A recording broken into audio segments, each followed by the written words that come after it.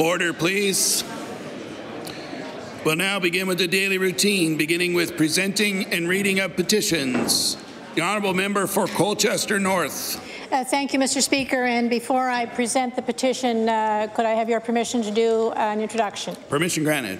Thank you. In the gallery opposite, we have two members here from the SUNS group. That's the Sustainable Northern Nova Scotia group. And the petition that I will be tabling originated from that group. So I would like to introduce Catherine Anderson and Carol Ferguson, who are here representing many members of the SUNS group. So welcome to the legislature. The Honourable Member for Colchester North. Thank you, Mr. Speaker.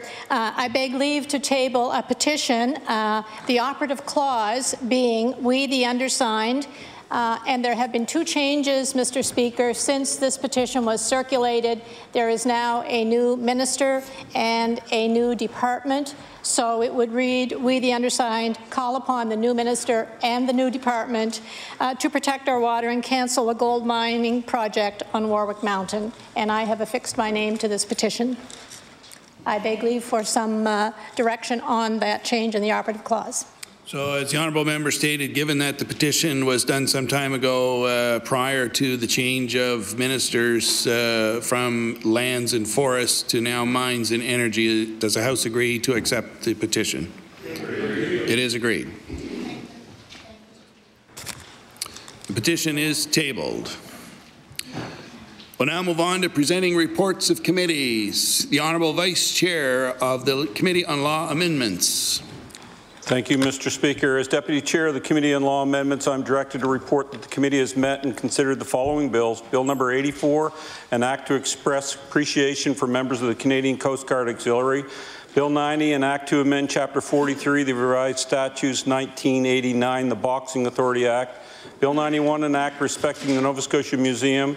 Bill number 92, an act to amend Chapter 18 of the Acts of 1998, the Municipal Government Act, and Chapter 39 of the Acts of 2008, the Halifax Regional Municipal Charter. Bill number 95, an act to amend Chapter 4 of the Acts of 1992, the Emergency 911 Act. Bill number 97, an act to amend Chapter 4 of the Acts of 1994, the Credit Union Act. Bill 99, an act to amend Chapter 23 of the Revised Statutes of 1989, the Assessment Act. And Bill number 101, an act respecting the registration of tourism accommodations.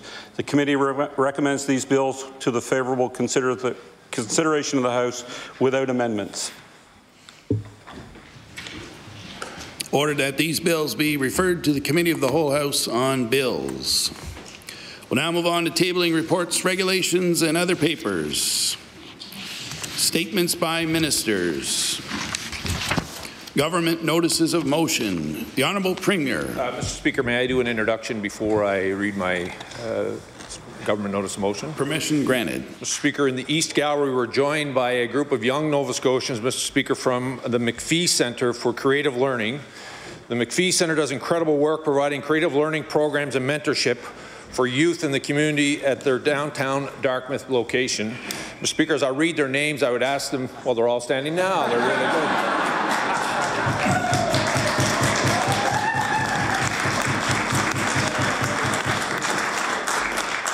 My own children don't listen like that. That's really good. Mr. Speaker, Tabitha White, Charlotte Marine, Juliet Prager, Georgia Prager, Quinn Dexter, Matea Weeks-Williams, Ty Foster Gallant, Brianna, help me, Skabinski, Ashley Skabinski, Kyla McElroy, and T-Jane Daly. Welcome.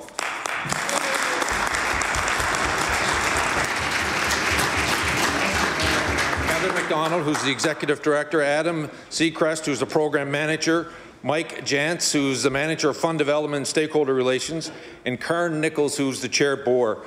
I want to welcome all of them here, Mr. Speaker, and I also want to thank them, and I know we're not allowed to use props in the House, but I want to thank you for the painting that you not only provided me, but you provided every member of the House, and they're in your mail slot when you go out. And I especially want to thank Emily who was the artist behind the painting that I will actually put in the Premier's office. So welcome to Province House to all of you.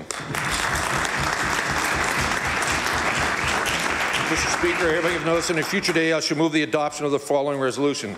Whereas 10 years ago the community of Dartmouth came together to try a different approach in connecting with and empowering local youth and founded the McPhee Centre for Creative Learning, and whereas the McPhee Centre provides youth with an opportunity to learn from creative industry professionals in programs that provide participants with hands-on learning and experiences that develop new skills and a greater self-confidence in themselves, and whereas through the hard work and dedication of its staff, volunteers and supporters, the McPhee Centre was able to provide over 65 free programs to over 1,000 local youth in 2018 alone, demonstrating a strong commitment to providing all youth with an equal opportunity to learn and grow regardless of their background.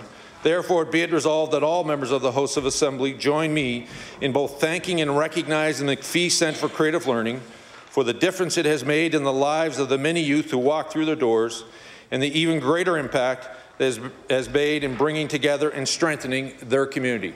Mr. Speaker, I ask for waiver of notice and passage without debate. There has been a request for waiver. Is it agreed? Agreed. It is agreed. Would all those in favour of the motion please say aye. Aye. Contrary-minded, nay. The motion is carried.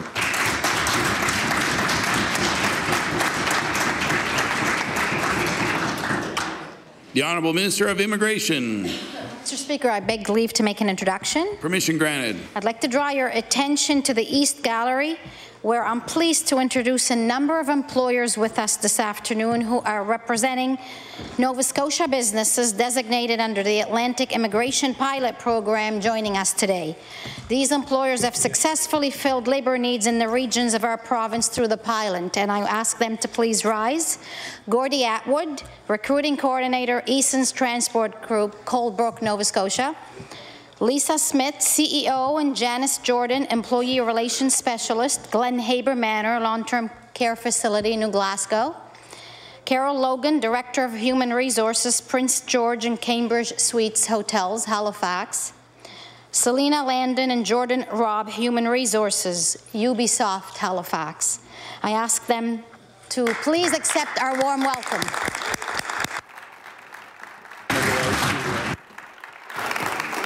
The Honourable Minister of Immigration. I hereby give notice that on future day I shall move the adoption of the following resolution.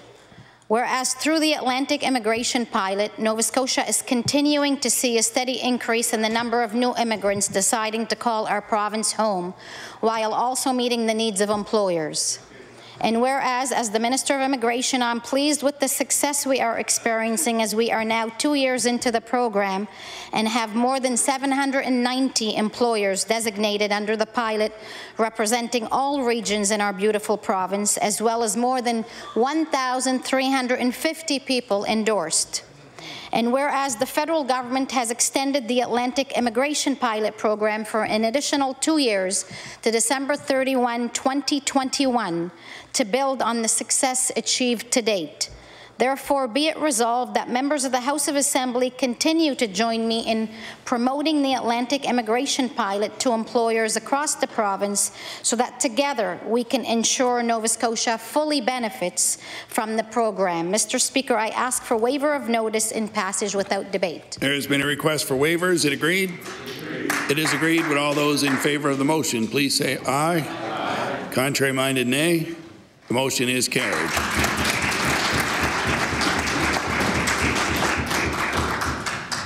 The Honourable Minister of Agriculture. Thank you, Mr. Speaker. First, with your permission, I'd like to make a couple of introductions. Permission granted. In the West Gallery, we have Lynn Godding, newly appointed CEO of Perennia. East Gallery, sorry about that.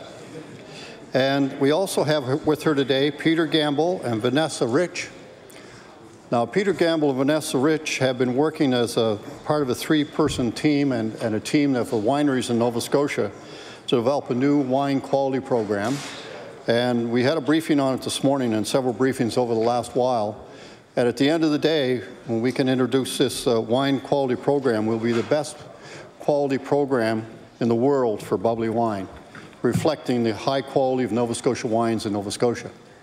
And Perennia will be part of that process. So welcome to the gallery today, and pleasure to see you here.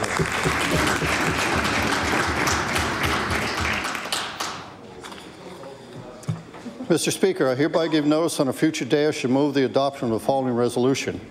Whereas the Canadian Agricultural Safety Association and the Canadian Federation of Agriculture have been raising awareness of farm safety through the annual Canadian Agricultural Safety Week campaign, held the third week of March of each year throughout Canada.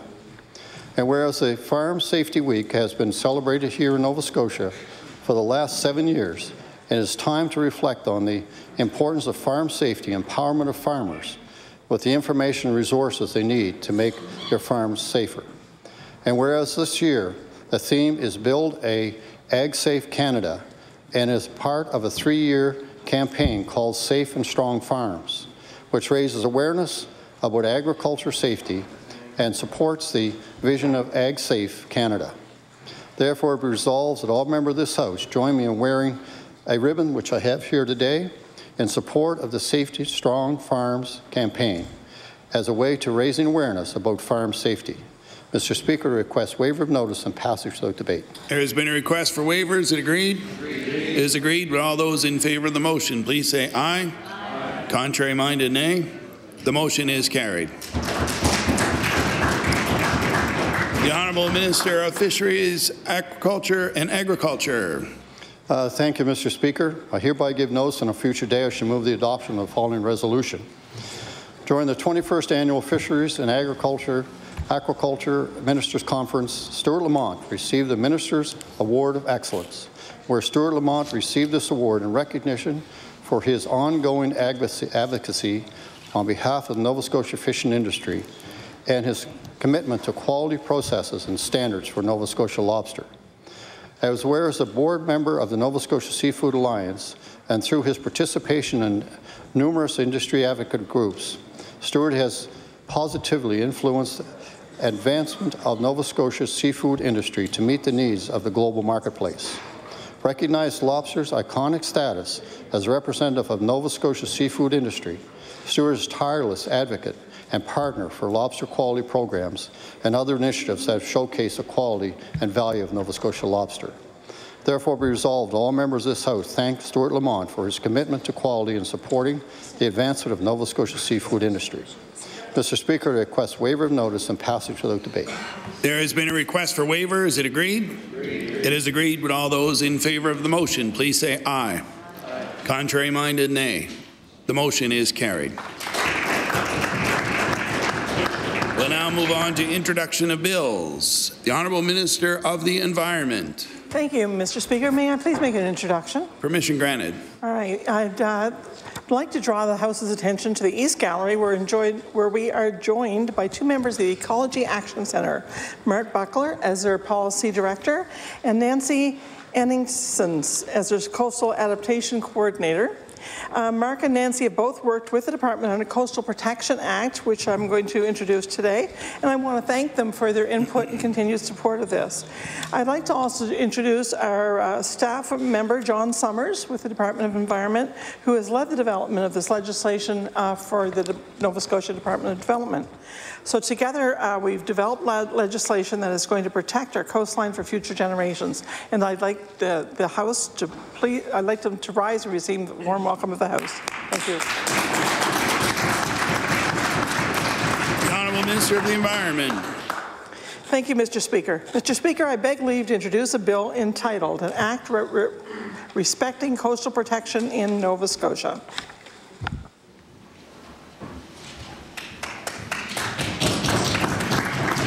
The Honourable Minister of the Environment begs leave to introduce a bill entitled An Act Respecting Coastal Protection in Nova Scotia. Bill number 106, entitled An Act Respecting Coastal Protection in Nova Scotia. Ordered that the bill be read a second time on a future day. The Honourable Leader of the Official Opposition. Thank you, Mr. Speaker. Mr. Speaker, I beg leave to introduce a bill entitled An Act to Amend Chapter 1 of the Revised Statutes 1989, the House of Assembly Act respecting committees.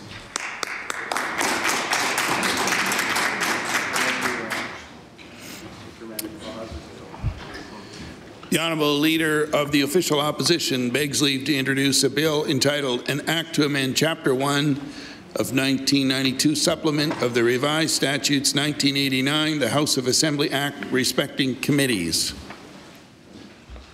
Bill number 107, entitled An Act to Amend Chapter 1, 1992 Supplement of the Revised Statutes 1989, the House of Assembly Act, respecting committees. Ordered that this bill be read a second time on a future day.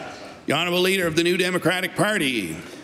Thank you, Mr. Speaker. I beg leave to present a bill entitled An Act Respecting Green Jobs.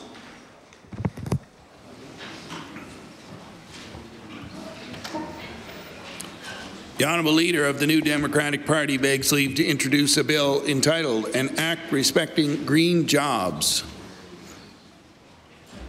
Bill number 108, entitled An Act Respecting Green Jobs. Ordered that the bill be read a second time on a future day.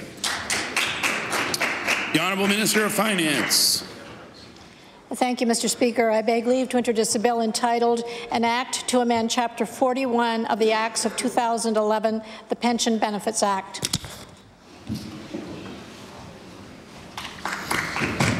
The Honourable Minister of Finance begs leave to introduce a bill entitled An Act to Amend Chapter 41 of the Acts of 2011, the Pension Benefits Act. Bill number 109, entitled An Act to Amend Chapter 41 of the Acts of 2011, the Pension Benefits Act. Ordered that the bill be read a second time on a future day. The Honourable Leader of the Official Opposition. Thank you, Mr. Speaker. I beg leave to introduce a bill entitled An Act to Amend Chapter 1 of the Revised Statutes 1989, the House of Assembly Act, respecting petitions. The Honourable Leader of the Official Opposition begs leave to introduce a bill entitled An Act to Amend Chapter 1, the 1992 Supplement of the Revised Statutes 1989, the House of Assembly Act, respecting petitions. Bill number 110, entitled An Act to Amend Chapter 1, 1992 Supplement of the Revised Statutes 1989, the House of Assembly Act, respecting petitions. Ordered that this bill be read a second time on a future day. The Honourable Member for Truro, Bible Hill, Millbrook, Salmon River. Thank you, Mr. Speaker. I beg leave to introduce a bill entitled An Act to Amend Chapter 7 of the Acts of 2007, the Environmental Goals and Sustainable Prosperity Act, respecting a carbon-neutral government. Thank you. The Honourable Member for Truro, Bible Hill, Millbrook, Salmon River begs leave to introduce a bill entitled An Act to Amend Chapter 7 of the Acts of 2007, the Environmental Goals and Sustainable Prosperity Act, respecting a carbon-neutral government. Bill number 111, entitled An Act to Amend Chapter 7 of the Acts of 2007, the Environmental Goals and Sustainable Property Act, respecting a carbon-neutral government. Ordered that this bill be read a second time on a future day. We'll now move on to notices of motion. Statements by members. The Honourable Member for Pictou West. Thank you, Mr. Speaker. Mr. Speaker, I'm pleased to rise today to recognize 11-year-old Olivia Liska from Abercrombie, who in December 2018 participated at a celebration of excellence recital in Halifax and won a gold medal. Olivia, who has been taking piano lessons since 2013, tied against a performer from Bridgewater in June 2018 for the Level 3 exam. She passed Level 4 without any issues and will take her Level 5 in June 2019. Olivia exudes such a wonderful musical talent. She hopes to one day become a piano teacher, as she has so much respect and praise for her current teacher. I am proud to recognize Olivia and her tremendous commitment. I look forward to seeing what the future holds for such a lovely and talented young girl. Thank you, Mr. Speaker. The Honourable Member for Dartmouth South.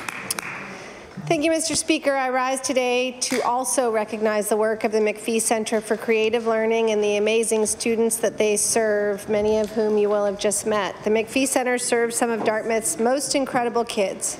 Their work has shown that the arts are an avenue to self-confidence and a lens through which many youth can see a brilliant future for themselves.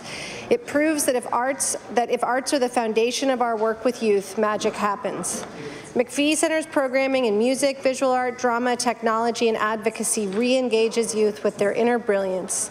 Thank you to the youth program leaders and supporters of the McPhee Centre for bringing this essential learning service to Dartmouth and now here to the Legislature. The Honourable Member for Yarmouth. Thank you very much, Mr. Speaker. The Yarmouth and Area Chamber of Commerce celebrated our local business community at its 2018 Business Awards, and the winner of Business of the Year with employees over 11 was TriStar Industries Limited. TriStar specializes in the custom design and manufacturing of ambulances and specialty vehicles to the highest quality and safety standards. TriStar products have reached customers in 44 countries, and its clients are typically ministries of health, EMS operations, fire departments, military airports, organizations such as the Red Cross, and private ambulance service operators. Internationally renowned, TriStar is the winner of 9 Export Achievement Awards. I ask this House to join me in congratulating TriStar Industries Limited on being named the Yarmouth and Area Chamber of Commerce 2018 Business of the Year, and wish them continued success. The Honourable Member for Cole Harbour Eastern Passage. Thank you, Mr. Speaker. Today I am so proud to rise to bring recognition to Principal Dorothy Hart, the staff, teachers, and students at Eastern Passage Education Centre for encouraging a tech-free movement for the month of February. Starting February 1st, all students kept their personal devices in their lockers, even on breaks and for lunch. It included phones, iPods, iPads, gaming devices, and any other device that could connect to the internet, and in fact, they disconnected the internet. Each class had the Intimate Images and Cyber Protection Act outlined for them. Staff noticed an increase in student distraction with personal devices, and they saw an amazing decrease once this initiative was implemented, such to the point that they are going to extend it for the rest of the school year at the recommendation of the students. The staff and students are also doing their own fundraising for 30 Chromebooks, and I'm so proud of all of them. I ask all members of the Nova Scotia Legislature to join me in acknowledging the dedication of the students and staff at Eastern Passage Education Centre. Thank you, Mr. Speaker. The Honourable Member for Halifax Needham. Mr. Speaker, I want to express my appreciation for the leadership shown by ADSM for Women and Children last November 1st at their 29th successful Canadian Women's Dinner. ADSM hosted and honoured Catherine Hayhoe, originally from Canada but now an influential climate scientist at Texas Tech University. In her comments, she explained how climate change is a risk multiplier. Those already most vulnerable around the world and in our communities will suffer disproportionately the consequences of severe weather events, increases to food prices, and sea level rise. But her key message is that right now, the most important thing we can do about climate change is talk about it. Acknowledge that it is real and scary, and that we must and can make changes to avert the worst. The facts are climate change is real, people are responsible, and we're all on this wonderful planet together with no planet B. I'm proud to be a member of the only caucus in this legislature that is talking about climate change through legislative proposals. Thank you, Mr. Speaker. The Honourable Member for Lunenburg West. Thank you, Mr. Speaker. Mr. Speaker, I rise today to recognize Michaela Sabian of Bridgewater, a defensive specialist for the Acadia Axe Women varsity volleyball team, who earned academic All-Canadian status for the 3rd time during the 2017-18 academic year. Michaela was also recently nominated by Acadia University for the Top 8 Academic All-Canadian Award, where 1 outstanding female and male student athlete from each of the 4 U Sports conferences are selected to make up the top 8. Michaela is a 4th-year Bachelor of Science student who will graduate this spring with honors in biology and a 2nd major in chemistry. Michaela is also an accomplished beach volleyball player who placed 2nd in the women's twos at the National Beach Volleyball Championships in 2016 and 4th in the 2017 Canada Summer Games. I ask all members of the Nova Scotia Legislature to join me in congratulating Michaela Sabian for her outstanding success in both academics and athletics. Thank you, Mr. Speaker. The Honourable Member for Victoria the Lakes. Thank you, Mr. Speaker. Mr. Speaker, Julia Boudreau, a 10-year-old from Little Brador, has been swimming with the Cape Breton Dorado swim team since September 2017. In that short time, she has improved greatly as a swimmer. Last December, Julia received her first level bronze medal as part of the Novatech Aqua Kids, a Swim Nova Scotia program. She's now working on getting her Level 2 silver medal. Julia typically trains 3 days a week and has lots of support and a big cheering squad, especially her little sister Kinley, who is also on the team. Julia says she loves how the coaches encourage her to do her best, how she always works towards beating her own times, and the friendships she has made. Mr. Speaker, I rise today to congratulate Julia on her medals and wish great success to all members of her team. Thank you, Mr. Speaker. The honourable member for Dartmouth South. Thank you, Mr. Speaker. I rise to recognize Juanita Peters for receiving the Women Making Waves Award at the Women in Film and Television Atlantic Awards last week for her commitment to telling the stories that don't get told. In addition to being a recognized writer, playwright, and filmmaker, Juanita has worked as a reporter and news anchor for 20 years and is currently the general manager of the Africville Heritage Museum. She's a born storyteller. And not only has she done so to great acclaim, but she regularly helps others to do so as well, most recently through her involvement with the Being Black in Halifax mentorship program that formed part of the Halifax Black Film Festival. Of that experience, she said, quote, "When you're able to break through that moment of being scared and approach somebody in the field you think knows more than you, and you watch it happening as you work together, it's just so wonderful. I always say everything's difficult till you've done it, and then you do it a few more times and wonder what the fuss was all about." I definitely resonate with that statement, Mr. Speaker. I ask the House to join me in congratulating Juanita Peters on this prestigious award and all of the hard work that has led up to it. The honourable member for Bedford. Mr. Speaker, I want to congratulate the Charles P. Allen High School on winning the girls' division of the Bill Dompierre Memorial Basketball Tournament in January in Fall River. The CPA Cheetahs triumphed over the Lockview High Dragons, not to distress my honourable colleague from Waverley Fall River, by a score of 60-52. This year marked the 10th year of the tournament, which honours Bill Dompierre. The much-loved basketball coach died from kidney cancer, and the tournament continues to raise money to combat this disease. The Cheetahs were led in scoring by Hannah Smith with 21 points. Not surprisingly, Hannah was named tournament MVP. I think it was only fitting that one of Bill Dompierre's sons, Matt, himself a CPA grad, presented the girls' title. Bill's wife, Kim Dompierre, also taught drama at CPA for many years. Congratulations to the CPA Girls Cheetahs basketball team on their victory, Hannah Smith on our MVP designation, and the Dompierre family, friends, and volunteers on the 10th year of this tournament. The honourable member for Argyll-Barrington. Mr. Speaker, the economy of Southwest Nova Scotia continues to be led by a well-managed fishery. Lobster is a species we talk about the most, but the ground fishery still continues to grow and provide for our families in Argyll-Barrington. Inshore Fisheries is a third-generation fishing company in Lower West Pubnico and has control of their products from the fishing ground to your plate. If you're eating local haddock, it was probably caught and processed and distributed by Inshore Fisheries. I want to congratulate Inshore for being such a great part of our local success. Thank you, Mr. Speaker. The honourable member for Halifax Needham. Mr. Speaker, may I make an introduction? Permission granted. Thank you, Mr. Speaker. In the West Gallery today, we are joined by Eric Smith. I wonder if he could rise while I read a member statement. Eric Smith received a Human Rights Award, a Nova Scotia Human Rights Award in December.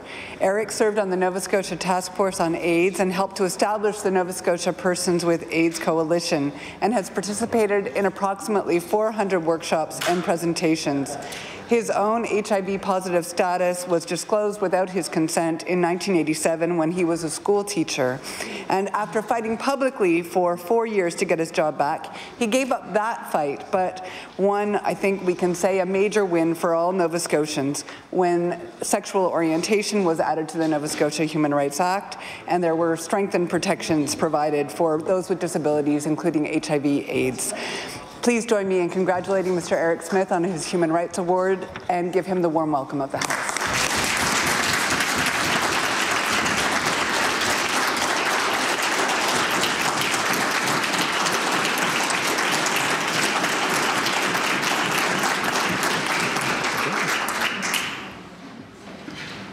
The honourable member for Preston Dartmouth. Thank you, Mr. Speaker, and I'd like to make an introduction with your permission. Permission granted. In the East Gallery, I neglected and I apologize. I didn't introduce Kyla Pierick. Kyla works at Perennia, and she is responsible for the wine quality program on the government side of all the development we're doing there, and works at Perennia, and I want to thank her for the great job that she's doing in that position. Thank you. The honourable member for Preston Dartmouth. Thank you, Mr. Speaker. Mr. Speaker, I would like to recognize Mr. Coyote Beals of North Preston. He began his singing career at age 7 in the junior choir at St. Thomas Baptist Church, which he started his career in music and entertainment. He studied music and trained for many years, wrote and released his single, Man Down, in 2016, which is focused on gun violence. He is featured speaker on gun violence, and he also operates a program aimed at influencing young people through music with Hope Bloom in North End, Halifax. I want to recognize and congratulate Coyote Beals on his musical success and for his community service through Black Business Initiative Business in Jammin, as well as the Baptist Youth Fellowship. The honourable member for Pictou Centre. Mr. Speaker, law enforcement officials are always performing a vital service for the good of society. Police officers are respected members of our community. They answer disturbance calls, respond to accidents and incidents, solve crimes, and protect our community. An officer is called upon to make hundreds of decisions each day, often using a combination of instinct, research, proper procedure, and analysis. The Glasgow Regional Police Force recently promoted 6 of their officers. Daryl Pears, Ryan Leal, and Jason McKinnon were promoted to sergeant, while Claire Corkum-Timmins, Nicholas Hurdle, and Jason Lloyd were promoted to corporal. Pictou County is very fortunate to have such good law enforcement officers that exhibit sound judgment and reasoning during stressful situations and under extreme pressure. I would ask all members of this legislature to join me and congratulate all 6 officers who were recently promoted by the Glasgow Regional Police Force. Thank you, Mr. Speaker. The honourable member for Truro, Bible Hill, Millbrook, Salmon River. Thank you, Mr. Speaker. 2 women shared their stories with the Truro News last fall about being improperly received at the Truro Hospital after presenting there to report they'd been sexually assaulted. After their stories were published, the Minister of Health told us on the floor of this House that the SANE program would be expanded to Truro, and he also sent a letter saying this to one of the women confirming that commitment. It is profoundly disappointing, Mr. Speaker, 6 months later when we find ourselves here again, and the Minister is saying he does not know when that expansion will occur or even whether it will take place this year. Kendra McKinnon, CEO of the Colchester Assault Centre, said that she's not heard of any changes taking place at the hospital and questions the Minister's sincerity about expanding the SANE program to Truro at all, given the lack of a dedicated timeline. McKinnon added that the Health Authority should be embarrassed as well. Thank you. The honourable member for Halifax Armdale. Mr. Speaker, I beg leave to make an introduction. Permission granted. With us today in the East Gallery is very special guests, and I'll ask them to stand as I say their names. Ms. Tish Sock-Sachetti, Mi'kmaq and Aboriginal student support worker for JL Ilsley High School, Rockingstone Heights School, and École Elizabeth Sutherland School. Sabine Fells, fine art coordinator for the JL family of schools, and a number of their students ranging from grades 10 to 12 from JL Ilsley High School: Josie Duggan, Emily Keynes, Selena Borden, Brandon Parsons, Jenna Stewart, Ashley Brooks Jarvis, Emily Innocent. Mr. Speaker, these students were part of a team that worked on a project entitled Heart Nova Scotia as a submission for the Centre for Truth and Reconciliation Commission, and were selected as runner-up for the Nova Scotia region. I ask my colleagues to give them the warm welcome of the House.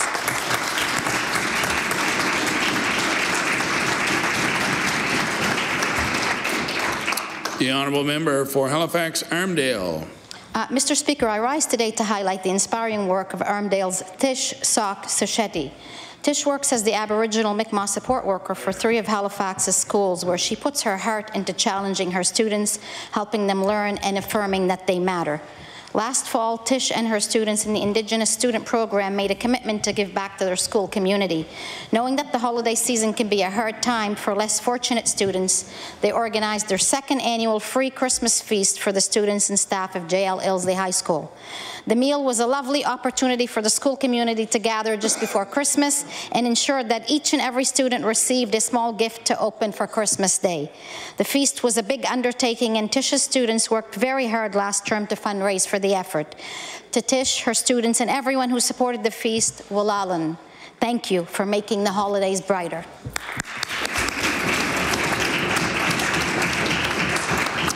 The Honourable Member for Dartmouth East. Thank you, Mr. Speaker. Mr. Speaker, I rise today to recognize Amy Spurway, an author who was raised in Cape Breton and resides in Dartmouth East.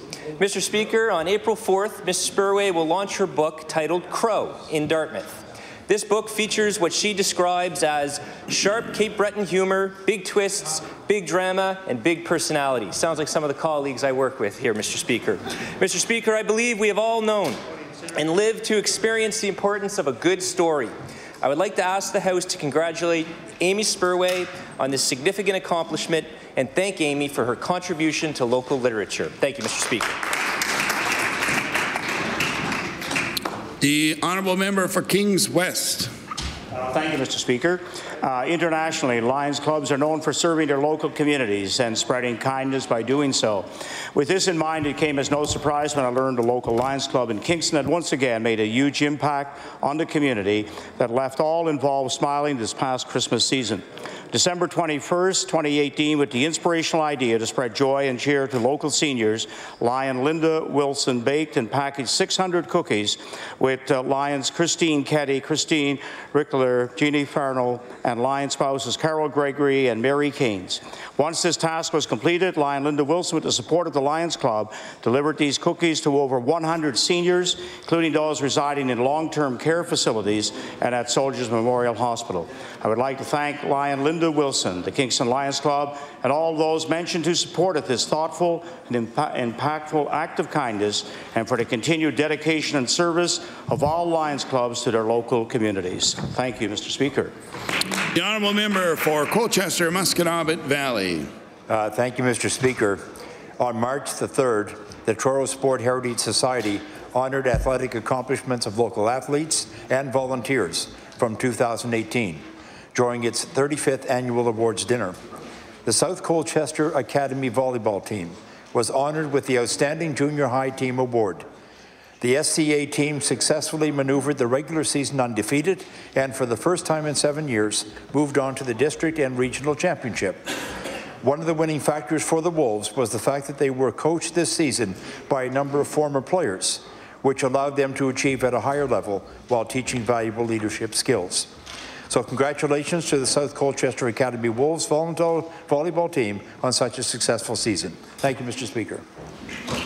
The Honourable Member for Truro, Bible Hill, Millbrook, Salmon River. Thank you, Mr. Speaker. Paul Barrett, a 43-year resident of Brookfield, has had an incredible journey in his musical career. Growing up in Truro, he came under the guidance of the late great band leader Ron McKay, who became Paul's mentor, a second father, and ultimately a business partner. Paul went on to graduate from the Nova Scotia Teachers College, attended Berklee College of Music in Boston, and followed that with a Bachelor of Education from St. FX and a Master of Education degree from Acadia. This Christmas marked a decade of the New Horizons Band program, which gives seniors an opportunity to learn how to play a musical instrument. And since this program began, Paul has started 52 beginner bands, has his own band based out of Halifax, Dartmouth, called the Back Alley Big Band, which highlights some of the best jazz musicians on the East Coast. Paul plays trombone first and foremost, but also piano, tuba, clarinet, and trumpet. So congratulations to Paul Barrett. May he continue to play and teach music for many years to come. Thank you. The Honourable Member for Antigonish. Thank you, Mr. Speaker. Last year I told you about a young constituent, Oliver Smith, who has a rare form of bone cancer, Ewing sarcoma, and how he and his family started making and selling wooden robots as a way to raise funds to help other Nova Scotian families with travel costs if they need to travel for medical treatments. I'd like to update the House on the success of the Olibot campaign. On February 25th, the Smith family celebrated the 1,400th Ollibot sold by making a donation of $5,000 to the Ewing's Cancer Foundation of Canada Endowment Fund. This brings their total donation to $25,000 so far. Mr. Speaker, I'd like to take this moment to congratulate Oliver and his family for bringing this spark of an idea to where it is today and for helping many people through their innovation and generosity. Thank you. The honourable member for Sackville-Beaverbank. Thank you very much, Mr. Speaker. And Mr. Speaker, I'd like to congratulate the organizers of Sackville Snow Days on another wonderful and successful event this year. Mr. Speaker, Sackville Snow Days is an annual winter event which this year ran from February the 15th to the 18th. It includes activities like breakfast, a master chef competition, and of course the Sackville Snow Days parade. Mr. Speaker, it would not be possible without the work of the Sackville Business Association, countless community groups and local business and volunteers that all come together to give their time to help create this fun-filled weekend. I particularly want to recognize Sackville resident Chad Lindsay, who this year reintroduced Sackville's old Winter Carnival mascot, Saki, to this year's events. Mr. Speaker, the community spirit once again is still alive and well in Sackville. Thank you. The honourable member for Hants East. Thank you, Mr. Speaker.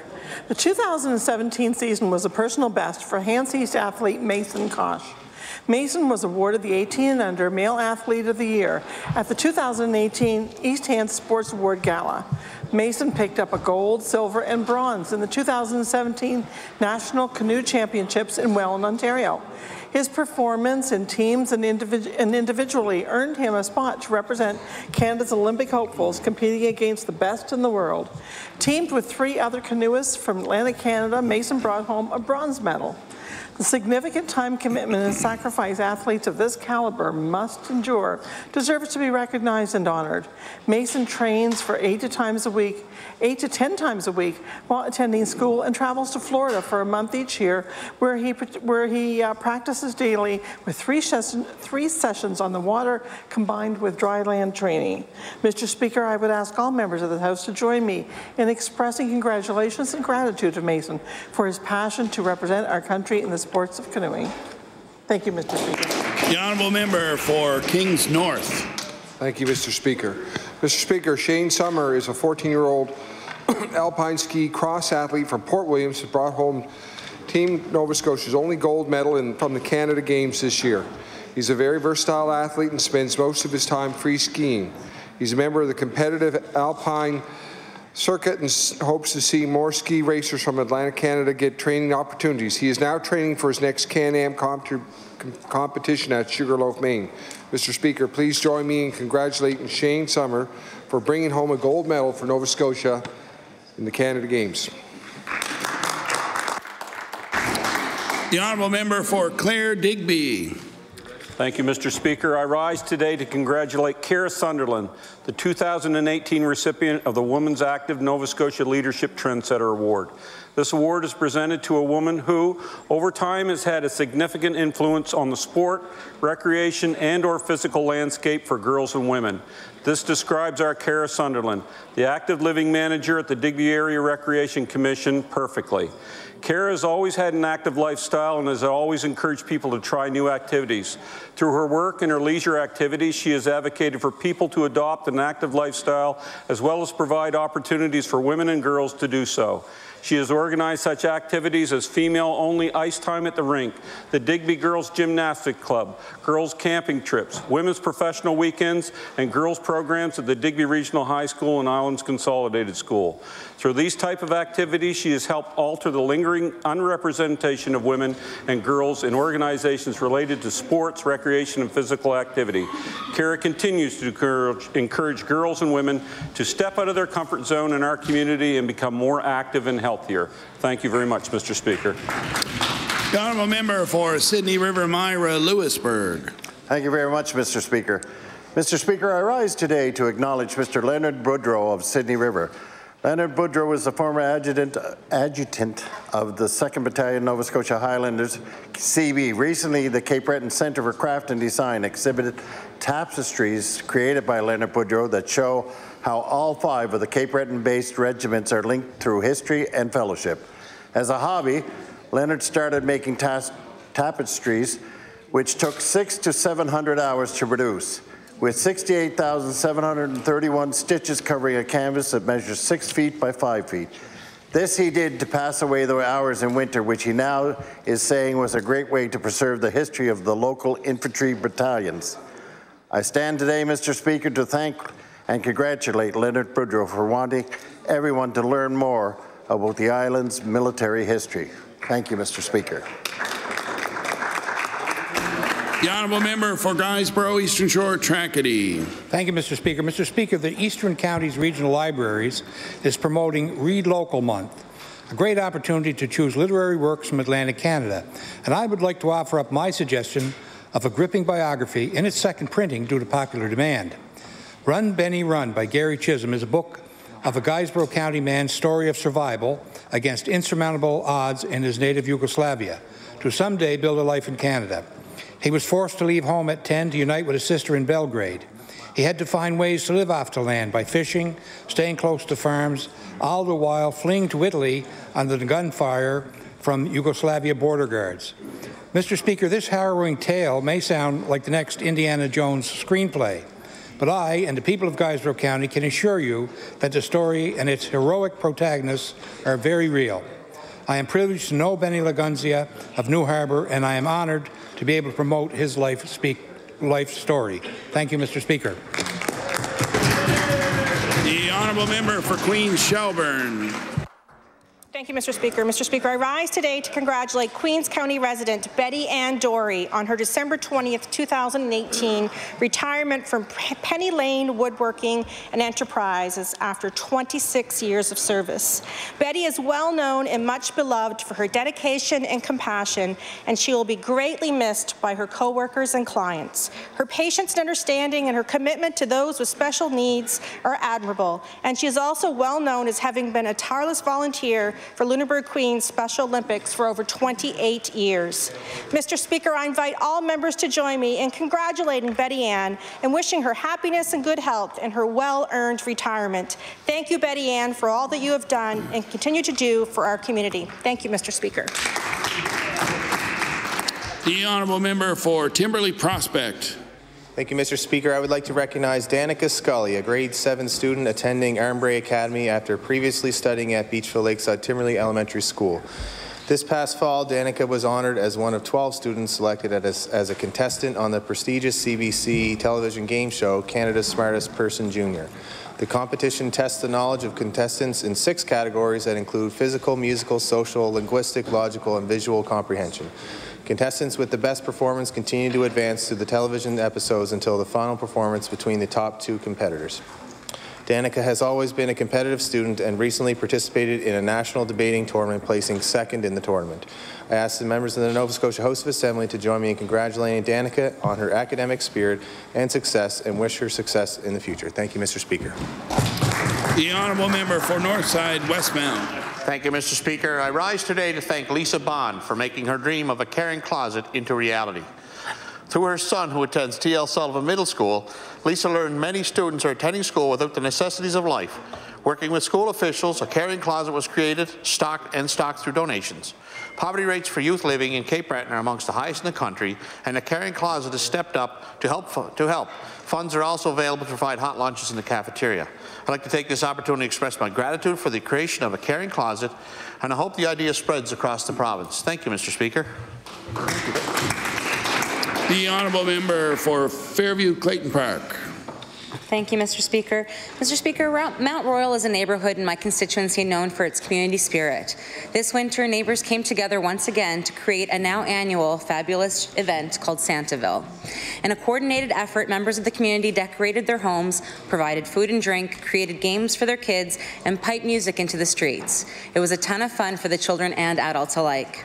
Denai Spire, the main organizer of the event, said that the reason why she does these events is to bring people out of their homes and to meet or reconnect with their neighbours. She believes children should learn the importance of making your neighbourhood a place of joy and connection. I ask the members of the House of Assembly to join me in thanking Denai and her neighbours in Mount Royal for making this past Christmas season one to remember. Thank you. The honourable member for Cape Breton-Richmond. Praise and acknowledgement to the Richmond Academy Hurricanes hockey team. Mr. Speaker, the Richmond Education Centre and Academy community was struck this school year with a near tragedy. A car accident left Spencer McNamara, a member of the Hurricanes hockey team, in critical condition and in an induced coma. Mr. Speaker, under the direction of head coach Robert McDonald, the team rallied around Spencer and his family. I am pleased to say, with the team and community support, Spencer is making a miraculous recovery. Mr. Speaker, for the first time in the school's history, the Hurricanes have placed first in the Division II League, won the Cape Breton West High School Hockey League Championship, as well as won the Highland Region Division II Championship. Mr. Speaker, I ask this House to join me in extending a heartfelt congratulations to the team and coaching staff for bringing home a triple crown, as well as to Spencer as he continues his journey to recovery. Thank you, Mr. Speaker. The honourable member for Dartmouth North. Mr. Speaker, I rise today to acknowledge a big group of students, teachers, and community members of Dartmouth High School who recently went on a 10-day cultural immersion trip to the Dominican Republic. While there, the group helped build a house for a local woman and her newborn baby. They farmed, they collected garbage, and helped distribute live chickens to various households in the area they were visiting. Each of the 40-some students brought with them a 50-pound duffel bag filled with items like medical supplies, school supplies, and other necessities that were distributed to the communities they visited. And they were also joined by a volunteer firefighter, Robert Hebb, who brought new fire equipment with him for local firefighters to use. The trip was organized by Dartmouth High teacher Heather Hughes and other parents from the community. I ask the House to join me in thanking this group of Dartmouthians for their generosity and dedication to a community of strangers in a country far from their daily life. Thank you. Thank you very much for those member statements today. We will now get ready to move on to oral questions put by members to ministers. The Honourable Leader of the Official Opposition. Thank you, Mr. Speaker. Mr. Speaker, can the ferry to Maine produce more benefits to Nova Scotia? That's really the question that's on the minds of many Nova Scotians. And there are many questions about the way this government has managed this file. Mr. Speaker, this file has been mismanaged in so many ways. And the only way to make this service work better is to distill it down to the facts. So I'd like to ask the Premier, in the interest of transparency, will the Minister table the economic impact study that shows the many benefits of this service to Nova Scotians? The Honourable Premier. Mr. Speaker, I want to thank the honourable for the question. Mr. Speaker, as you would know, that ferry had been severed by the former government. We saw devastation to the tourism industry, particularly in southwestern Nova Scotia, but indeed across the province.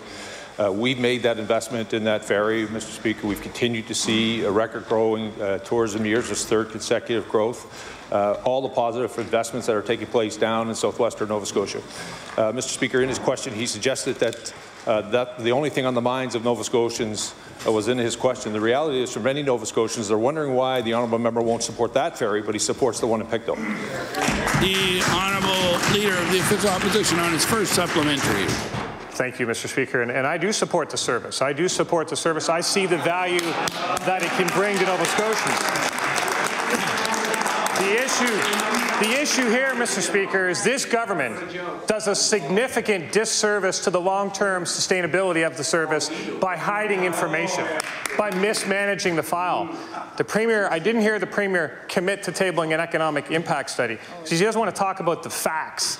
And if we want this service to improve, we can't hide information. We need to be showing the benefits to the Valley, to HRM. If this government truly supported it, they would provide information that Nova Scotians could absorb. So I'd like to ask the Premier again, will the Premier table the economic impact study that shows Nova Scotians the benefits of the province? Honourable Premier. The honourable member for the question. Again, I want to tell him 50,000 people have chosen to come to our province through that ferry service, Mr. Speaker. The number continues to grow. You would also know the investment by the private sector, Mr. Speaker. Rod's Hotel alone, Mr. Speaker, is a few $1 million being invested back into the economy of that community. We're hearing from tourism operators around the province, Mr. Speaker, who are supporting that service, recognizing it's a connection to an international market, Mr. Speaker. It's one that we're very proud of, Mr. Speaker. All of the money that we have spent year after year has been disclosed, Mr. Speaker. What the honourable member is referring to is an aspect that is proprietary information to individuals, Mr. Speaker. It's no different It's no different than every day we table in this House, we award tenders for those who pave roads in every constituency of this province, Mr. Speaker. We don't disclose how much profit they're making, Mr. Speaker, or what it's costing us for them to manage those particular projects. That is how they drive the best price, Mr. Speaker. That's what we call a competitive marketplace. This proprietor, Mr. Speaker, this company competes globally, Mr. Speaker. That is where we've been able to get the best price, Mr. Speaker, for the taxpayers in Nova Scotia. We're going to continue to drive that. But I want to remind all members of this House, the global number has been disclosed every year. The Honourable Leader of the Official Opposition. Thank you, Mr. Speaker. We're going to have all kinds of time to talk about that particular situation in court, where this government is forcing us to go to get the information. What I'm asking about is the economic impact study. And this province, this government has... Order, please. The Honourable Leader of the Official Opposition has the floor. Thank you, Mr. Speaker. The Honourable Leader of the Official Opposition. Thank you, Mr. Speaker. By not performing an economic impact study, which the Premier's just acknowledged they haven't, by not performing an economic impact study, they are doing a significant disservice to this run. If they would do an economic impact study, then we could see what is possible. Maybe we could be using that service to promote the film festival and bring tourists and attracting. There is so much we could do. But this government mismanages every single aspect of this file. I'd like to ask the Premier a third time. Has he bothered to do an economic impact study of the impact of that ferry on this province? The Honourable Premier. I appreciate the honourable member for the question, Mr. Speaker. The reality of it is he has not supported this ferry service, nor has his party, Mr. Speaker. The reality of it is, in the last election campaign,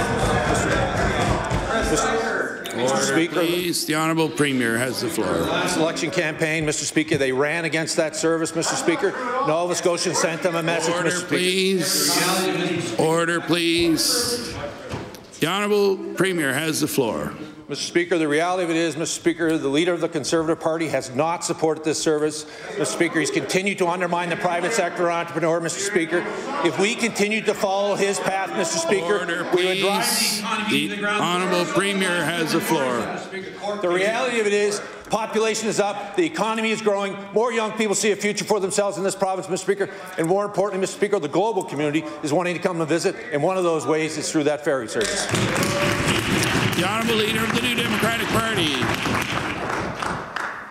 Mr. Speaker, in Canada as a whole, there are 5.5% more people working today than was the case in 2013.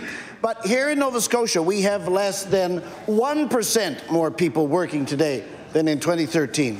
At the same time, we know from the Intergovernmental Panel on Climate Change that governments have 12 years to lower greenhouse gas emissions if we're to mitigate the most serious effects of climate change, and that major job-creating investments will be required in order for this to be accomplished. Will the Premier agree that there is a real need in Nova Scotia today for a plan for the development of green jobs so that we can both improve our economy and fulfill our environmental responsibility to the world? The Honourable Premier. Mr. Speaker, the unemployment rate in the province is at an all-time low. Since, Mr. Speaker, they've been counting that statistic. I want to remind the honourable member the economy is moving in the right direction. More young people are attached to the workforce looking for job opportunities here. They see a future for themselves and their families. Through successive governments, Mr. Speaker, starting with the former Environment Minister from Kings North, Mr. Speaker, was a Conservative member through the New Democratic Party and continued through our two administrations, Mr. Speaker. We've continued to make sure that we reduce our carbon footprint, we lead the country in the reduction of greenhouse gas. And of course, part of that is ensuring that we have created economic jobs associated with the green economy. He would know Efficiency Nova Scotia is currently a standalone Crown Corp that is providing good economic jobs, not just for those people, Mr. Speaker, that are working in that particular entity, but across the province in how we're helping individual Nova Scotians reduce their footprint. The Honourable Leader of the New Democratic Party. Mr. Speaker, the Premier will also acknowledge, though, that when you exclude Halifax from the calculation, there are almost 9,000 fewer people holding jobs in Nova Scotia today than when this government first came to power. And at the same time, internationally, $500 billion is being invested every year in renewable energy and energy efficiency. So will the Premier acknowledge that a bold green jobs plan is necessary for us, both for our environment and for us to receive a significant share of the world's investment in this field? Yeah. The Honourable Premier. Mr. Speaker, I want to thank the gentleman for the question. I want to tell him that the policies in and around reducing individual families and communities' footprints is not exclusive here in Halifax, Mr. Speaker. That money is being distributed across the province, providing economic jobs through the very initiative that the honourable member is referring to. We should be proud of the fact, Mr. Speaker, that we're leading the country when it comes to the reduction of greenhouse gas. We should be proud of the fact that all three political parties in this House have continued down the same path. No matter what happened on Election Day, we continued down the path of improving our environment for the next generation, Mr. Speaker. But he should also acknowledge that the economy has never been better in Nova Scotia, Mr. Speaker. He should also acknowledge, Mr. Speaker, third record season in tourism.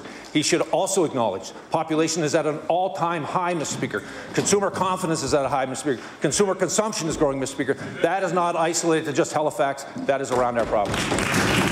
The Honourable Leader of the New Democratic Party on his final supplementary.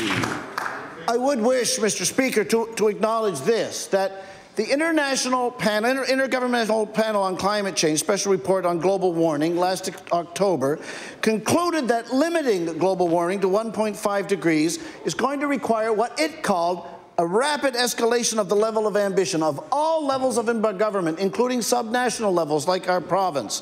Mr. Speaker, our party's emissions reduction target of a 50% reduction from 1990 levels by 2030 puts Nova Scotia on a track for net zero by 2050. The Liberals' target does not. Does the Premier really think that his government's emission target qualifies as a rapid escalation of the level of ambition, as the IPCC puts it? The Honourable Premier. Mr. Speaker, again, I want to thank the gentleman for the question. He would know, Mr. Speaker, we're 30% below 2005 targets as we speak today. The national government wants us to be there by 2030. Our government, our province, of all political parties, will have us there today. Mr. Speaker, if we continue on the path that we're going without doing anything else, we'll be at almost 50% by 2030. But of course, we know there's more work to do. We're not going to stand still. Just reminded the honourable member, we're continuing to invest through Efficiency Nova Scotia that will then continue to drive job opportunities, not just here in Halifax, Mr. Speaker, but across the province. We're going to continue to make sure that we leave this province and this environment in a better place, Mr. Speaker, than when we received it. Our children and grandchildren depend on it. The honourable member for Northside Westmount. Thank you, Mr. Speaker. And Mr. Speaker, let's be very clear. The Specie Caucus supports, and I personally support, a ferry service between Nova Scotia and Maine. And the Premier can say all he wants, Mr. Speaker, but that's not actually the case. Last month, the Minister was asked for details about the provincial economic impact of the ferry. Order, please. Order, please. The honourable member for Northside Westmount. The Minister admitted there was no proven correlation, Mr. Speaker. A reporter asked if at this point, is it intuitive rather than an actual study that proves that claim? The Minister replied, that's right. So my question to the Minister of Transportation is beyond anecdotal and intuitive evidence. Can he confirm that his department has not conducted any analysis to determine the actual economic impact of this ferry in this province? The Honourable Minister of Transportation and Infrastructure Renewal. Thank you very much, Mr. Speaker, and it's a pleasure to stand in my place here today and talk about the wonderful initiative that this government has undertaken by re-establishing that vital service into Nova Scotia. Let me tell you, Mr. Speaker, that the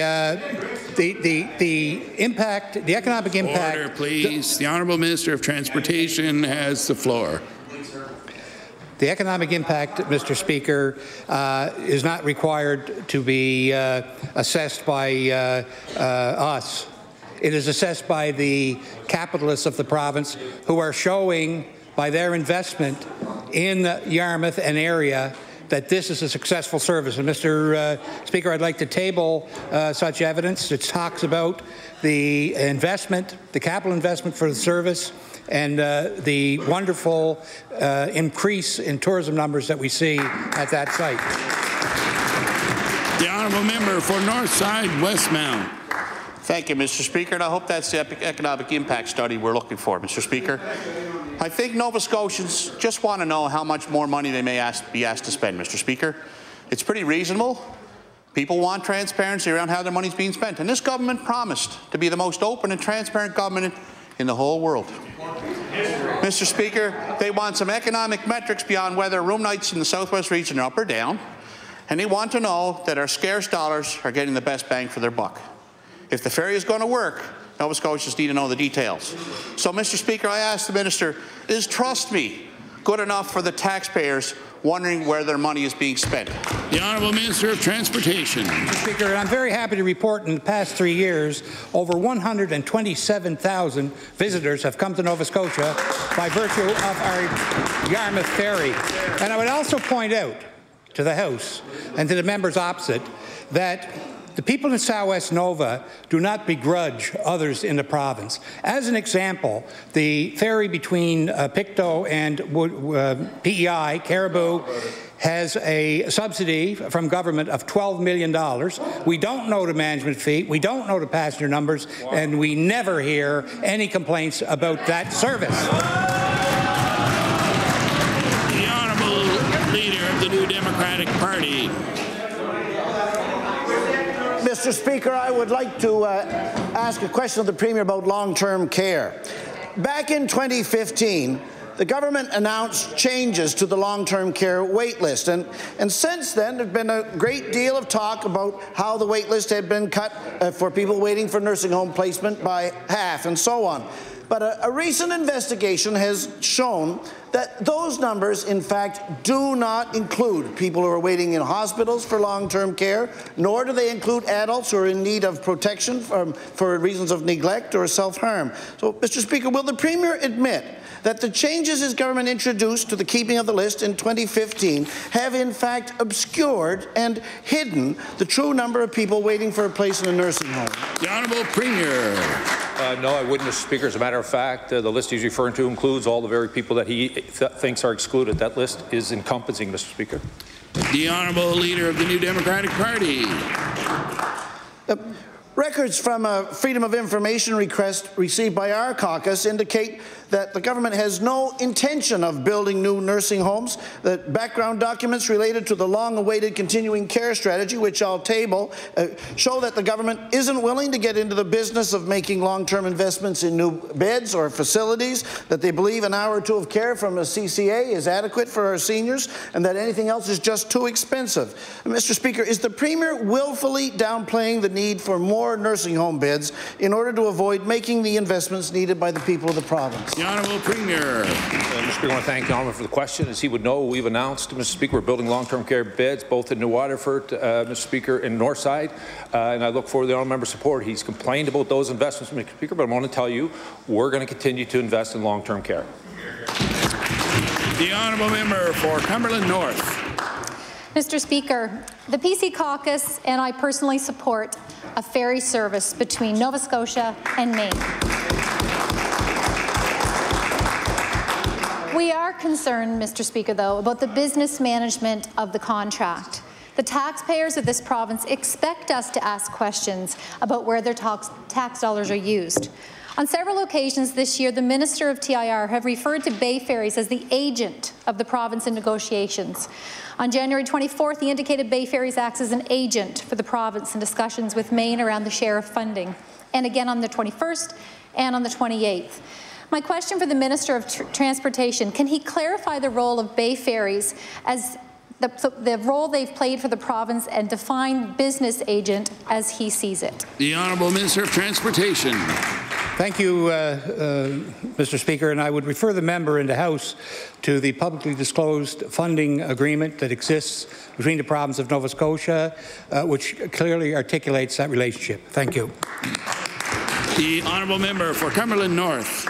You might want to read it too. So the definition of a business agent is a person that represents a person or company in matters of business who can make business decisions for them.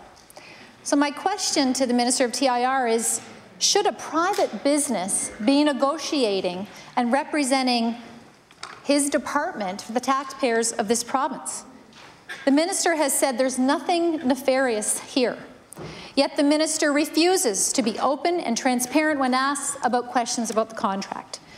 My question to the Minister is a private company making decisions on behalf of this government, and does the Minister not have the staff that can work on behalf of his department to make these decisions. The Honourable Minister of Transportation. Thank you very much, Mr. Speaker. The importance of protecting third-party information is enshrined in the FOIPOP legislation as a mandatory exemption. Mr. Speaker, I can't say enough about, first, our senior staff who have negotiated this arrangement that we have to re-establish that vital service in the Southwest Nova Scotia, nor about the operator, who is probably one of the more experienced ferry operators in Eastern Canada, who operates several other services. Mr. Speaker, thank you. The Honourable Member for Pictou Centre. Mr. Speaker, my question is for the Minister of TIR. And anyone within earshot, Mr. Speaker, you will know by now that the PC caucus does support the ferry. And I accept that applause, Mr. Speaker, and I personally support the service between Nova Scotia and Maine. And if I can gain the floor again, Mr. Speaker. Order, please. The Honourable Member for Pictou Centre has the floor. Mr. Speaker, I want to let everyone here know that I personally support the ferry between Nova Scotia and Maine. Mr. Speaker, for some time the Department of TIR has released 5-year highway improvement plans. These plans transparently, and I put quotation marks around that, Mr. Speaker, transparently lay out roads and highways that the department intends to improve, repair, or expand over several years. These plans allow Nova Scotians and companies to understand where money is being spent and why. If the ferry service is going to work, Nova Scotians need at least that level of transparency. My question to the Minister, does he feel that the 5-year highway improvement plan is a positive step for transparency in how taxpayers' dollars are spent? The Honourable Minister of Transportation. Thank you, Mr. Speaker, and thank the member opposite for the question. Just let me say that, remind the member who proudly represents Pictou County that in the Northumberland Ferries arrangement in the 17-18 year, that the subsidy to that service was $12,442,589 of government money. Thank you. The Honourable Member for Pictou Centre. Mr. Speaker, I didn't realize I was talking about the ferry between Caribou and PEI, but Mr. Speaker, on February the 14th, the Minister said that his department considers the ferry an extension of the highway system. I can think of one major difference. The current ferry doesn't carry any commercial truck traffic. I can think of another major difference, Mr. Speaker. For highways, government releases regular reports on how work will be funded, what work will be performed, and a breakdown of where the money went. With regard to the ferry, the Minister has been asked questions on funding and timelines for several consecutive minutes and responds with, I don't know, I haven't any idea. Mr. Speaker, my question, is the Minister satisfied that his answers on ferry expenditures meet the bar for transparency set out by the highway construction? The Honourable Premier. The Honourable Member just proves the government's point. He just very clearly laid out, Mr. Speaker, that we put a global number out for paving in this province. We award contracts in a competitive process, and we present the global number. I want to go back, Mr. Speaker. We had a competitive. Please, the Honourable Premier has the floor. Mr. Speaker, we had a competitive process, Mr. Speaker, for the ferry service, Mr. Speaker. This contractor, Mr. Speaker, won the bid, Mr. Speaker. We're continuing to invest, and I want to remind the Honourable Member, just like with highways, we disclose the entire number, Mr. Speaker, but just like with highways, we don't go to every contractor and disclose how much, Mr. Speaker, it costs them to manage a project, Mr. Speaker. That's proprietary. That's how we get the best price, Mr. Speaker. That's why we're continuing to pave more roads and why we're investing in that international link to Yarmouth. The Honourable Member for Cape Breton-Richmond.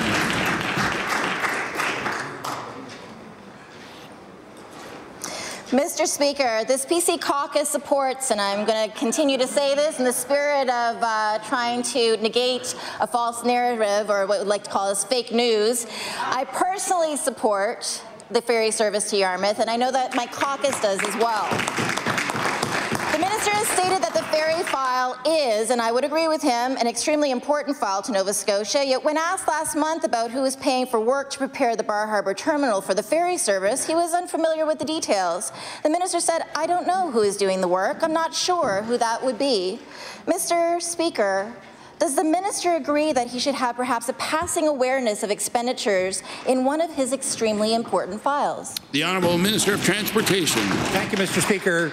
I stand in my place today and I can't say how pleased and happy I am to hear the resounding messages of support for the Yarmouth Ferry. Finally, Mr. Speaker. Finally. The Honourable Member for Cape Breton Richmond.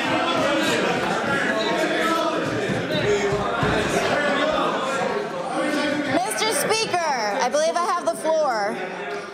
A day after the minister admitted that he had no information on the cost of or who is responsible for the Bar Harbour renovations, we learned that the minister's department in fact had quite a bit of information about who was going to pay for the Bar Harbour work.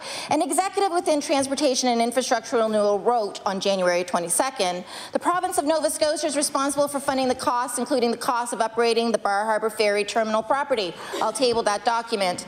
Again, several weeks later, the minister claimed he had no knowledge of who was responsible for costs.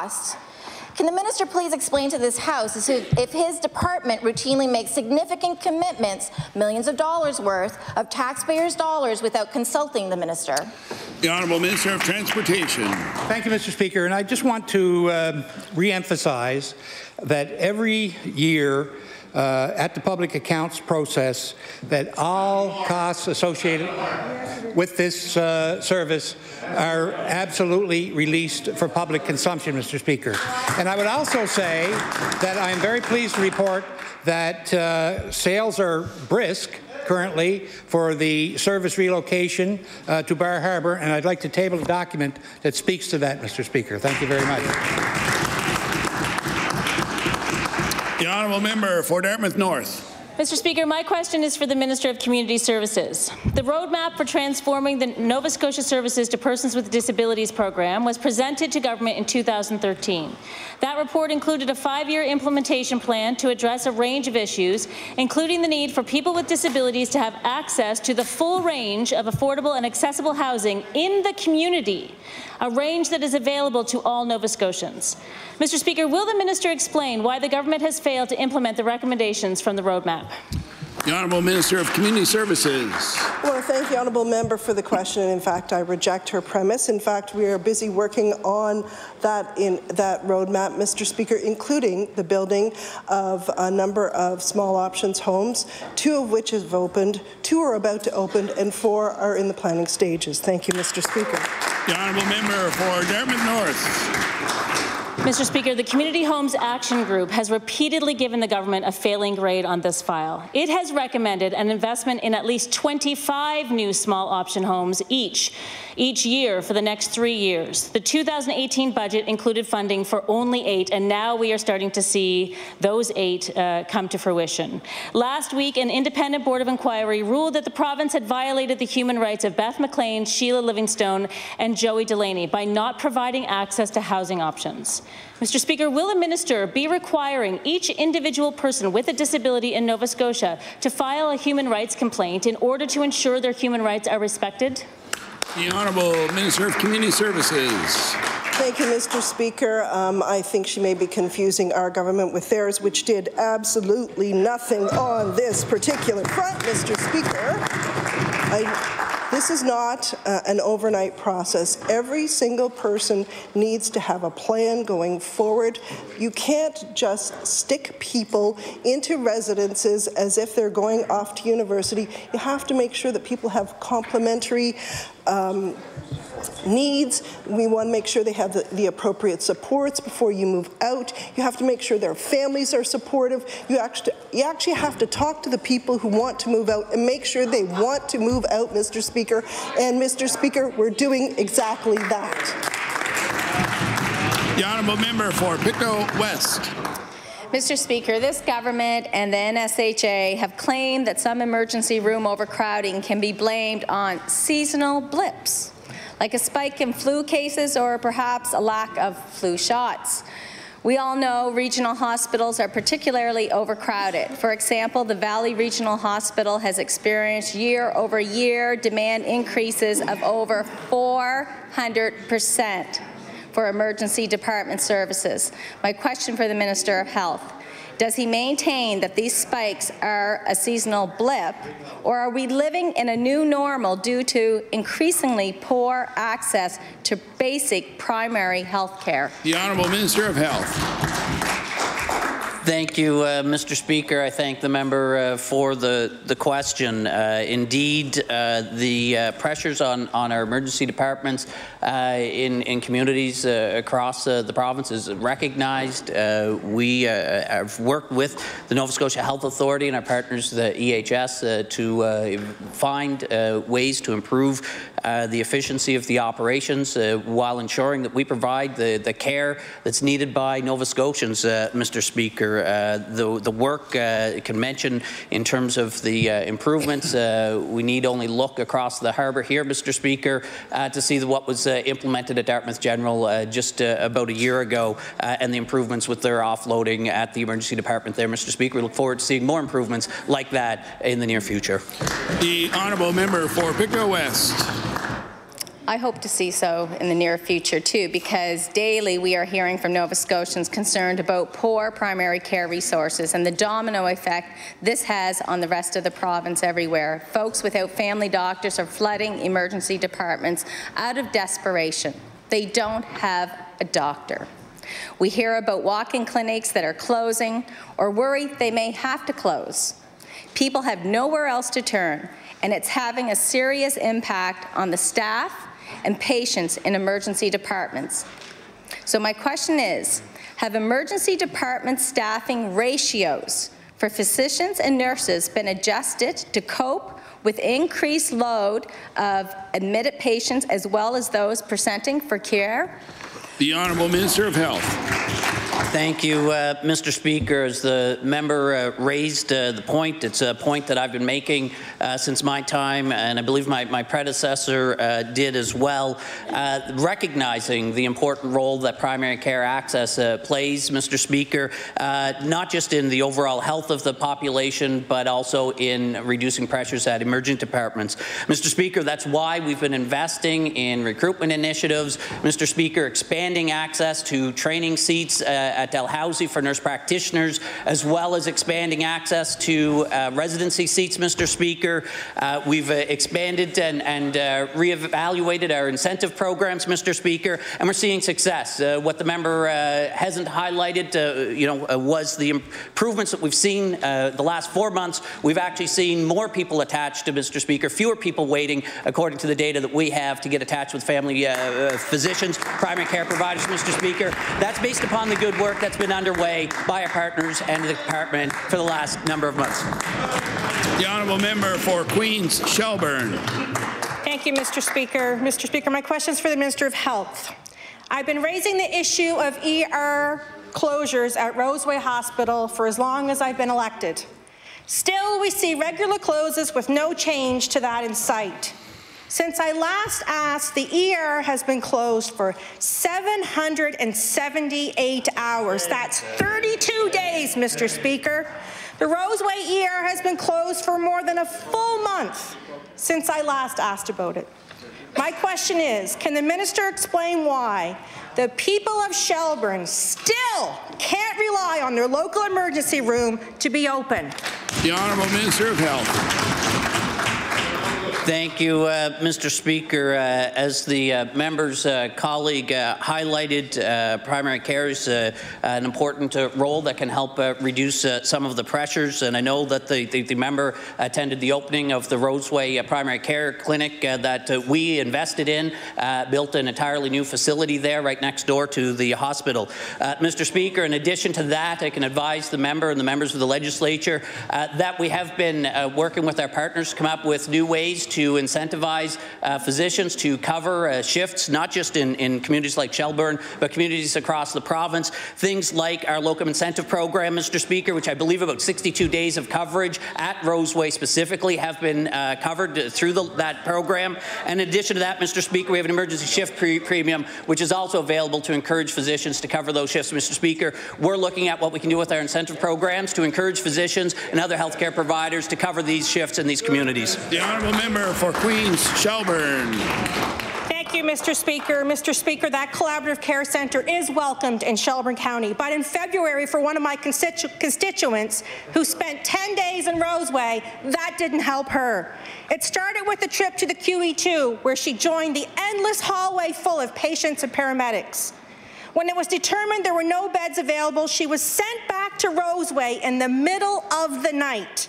My constituent could not walk, and she was forced to lay on a gurney in the ER with a spinal injury for 4 days while waiting for a bed. During those 4 days, the ER was closed twice. So my question to the minister is, does the minister believe this is an acceptable experience for someone seeking health care in this province? The Honourable Minister of Health.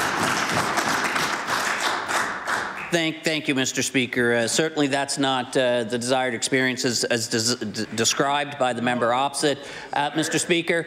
But what I can advise the member, as I've already done previously, is that we are taking the concerns of Nova Scotians. We are investing in our health care system, Mr. Speaker. We're investing in infrastructure. We're investing in incentive programs to ensure that we have the staff available to cover shifts in communities across the province. Mr. Speaker, we continue to listen to frontline healthcare workers to see what we can do differently to improve the situation. The challenges being faced, Mr. Speaker, in these communities for filling emergency department shifts and other primary care access, Mr. Speaker, are being felt in communities across the country. But, Mr. Speaker, Nova Scotia is certainly holding our own on the national context, and we continue to invest because we know there's more to be done. The honourable member for Northside Westmount. Thank you, Mr. Speaker. Mr. Speaker, the minister and his government keep assuring Cape Bretoners that their hospital redevelopment plans are going to help attract family physicians to our island. Potentially getting rid of the community hospital model doesn't bode well for these plans. Dr. Stephanie Langan in North Sydney recently pointed out that without the scope of practice, particular to community hospitals, there's little incentive for family doctors to train and stay in Cape Breton. And I can table that article, Mr. Speaker.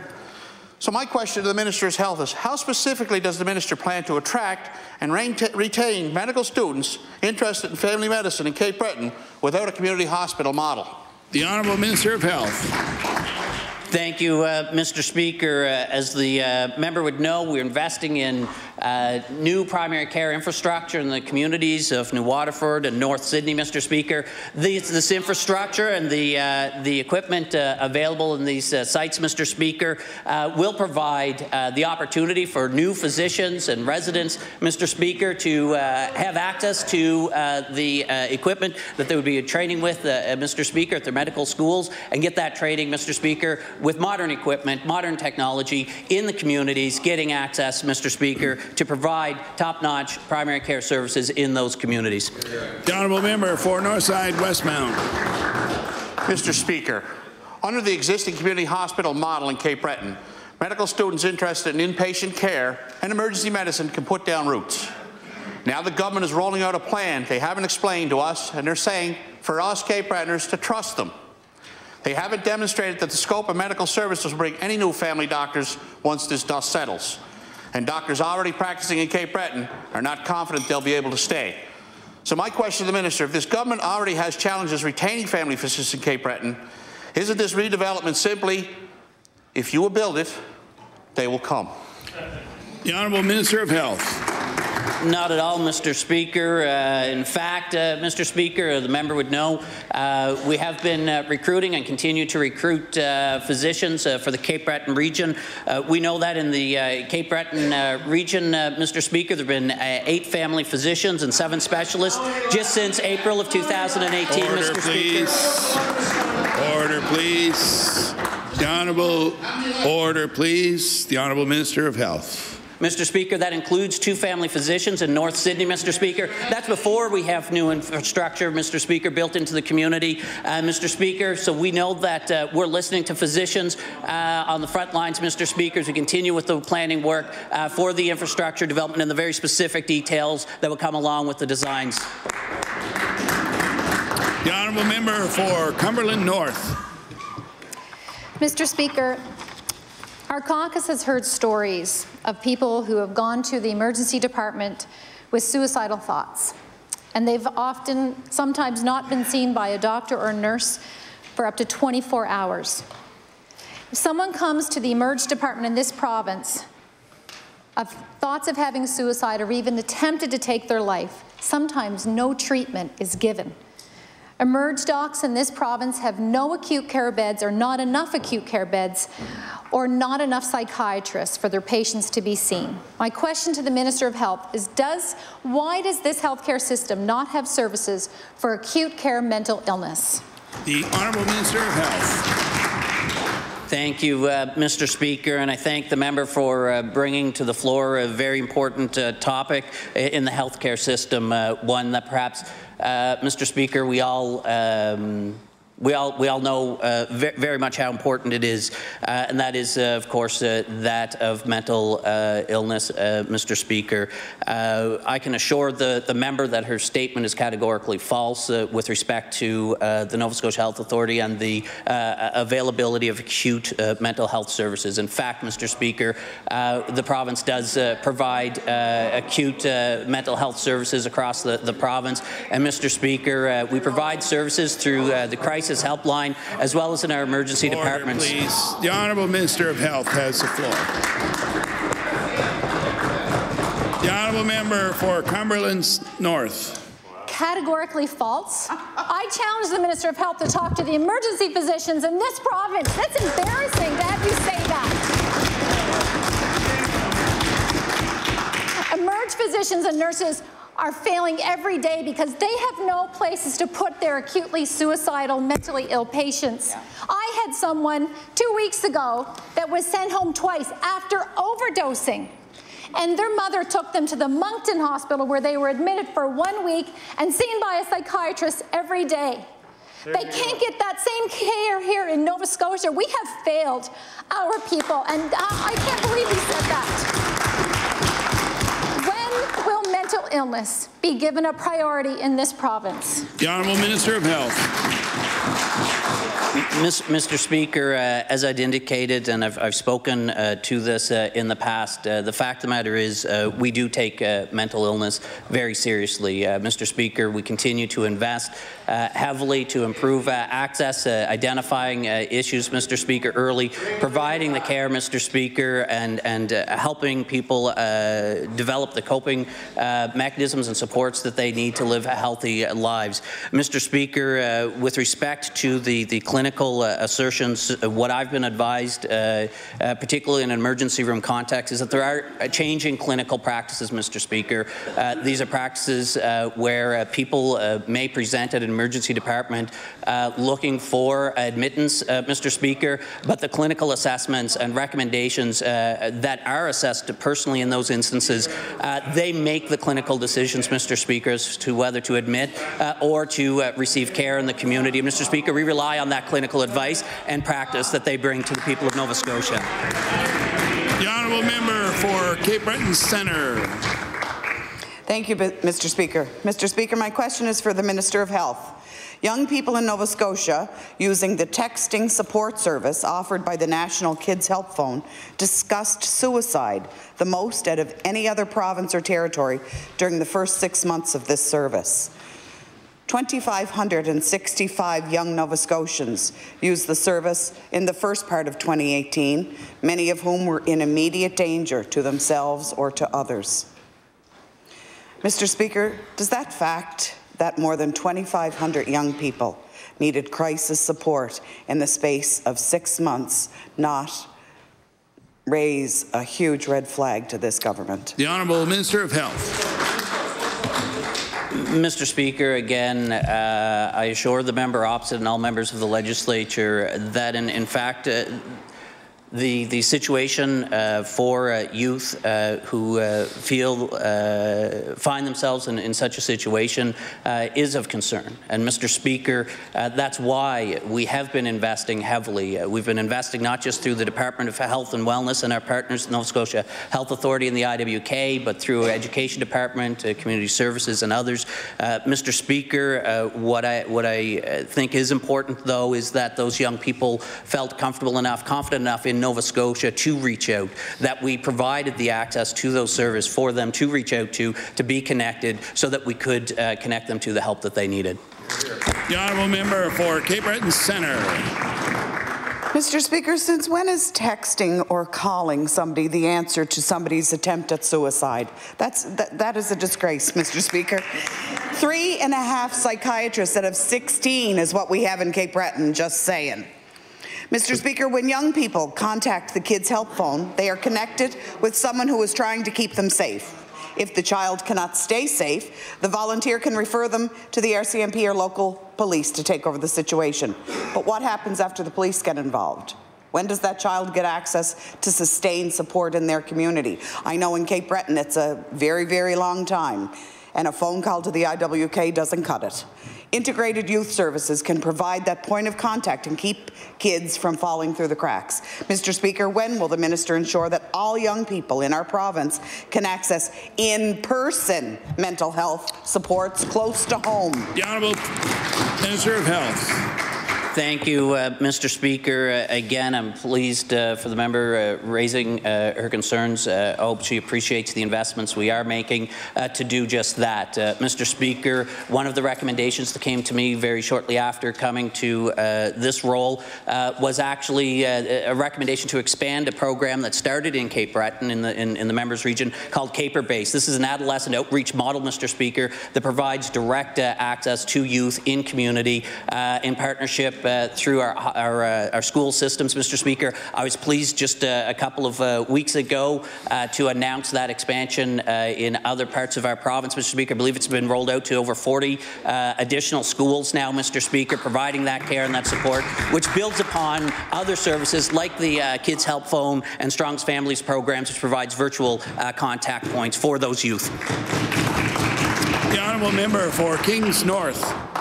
Mr. Speaker, my question is for the Minister of Health. Mr. Speaker, the NSHA has been increasingly moving away from overnight detox and relying on day detox programs.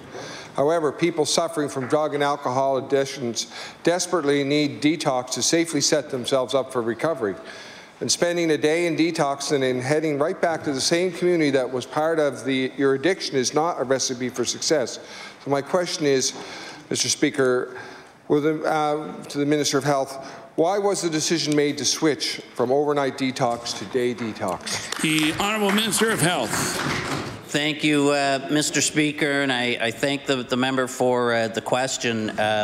As I was mentioning in our discussion about mental health clinical practices, the member raises the point as it relates to addiction services. The fact of the matter is, as I've been advised, is that the clinical research has demonstrated that, in fact, while detox programs has been the norm for many years, growing clinical evidence shows that community-based treatment services is far more effective in the treatment, Mr. Speaker. Mr. Speaker, that would be what was driving any changes to the treatment in both mental wellness and addiction services. The honourable member for Kings North.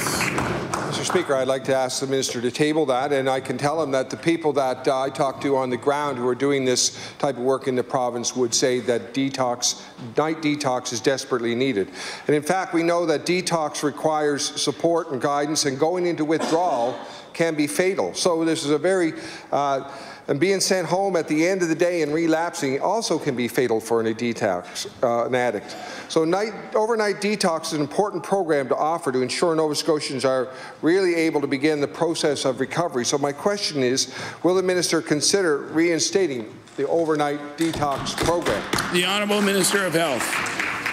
Thank you, Mr. Speaker. Mr. Speaker, it's my understanding that for those patients deemed clinically necessary to be admitted for detox, that service is still available, Mr. Speaker. But there's a fine line, or rather a distinction, perhaps, between individuals who present and requesting that service and those for whom the clinicians providing the decisions and making the care decisions, Mr. Speaker, who would choose that is clinically the right course of treatment, Mr. Speaker.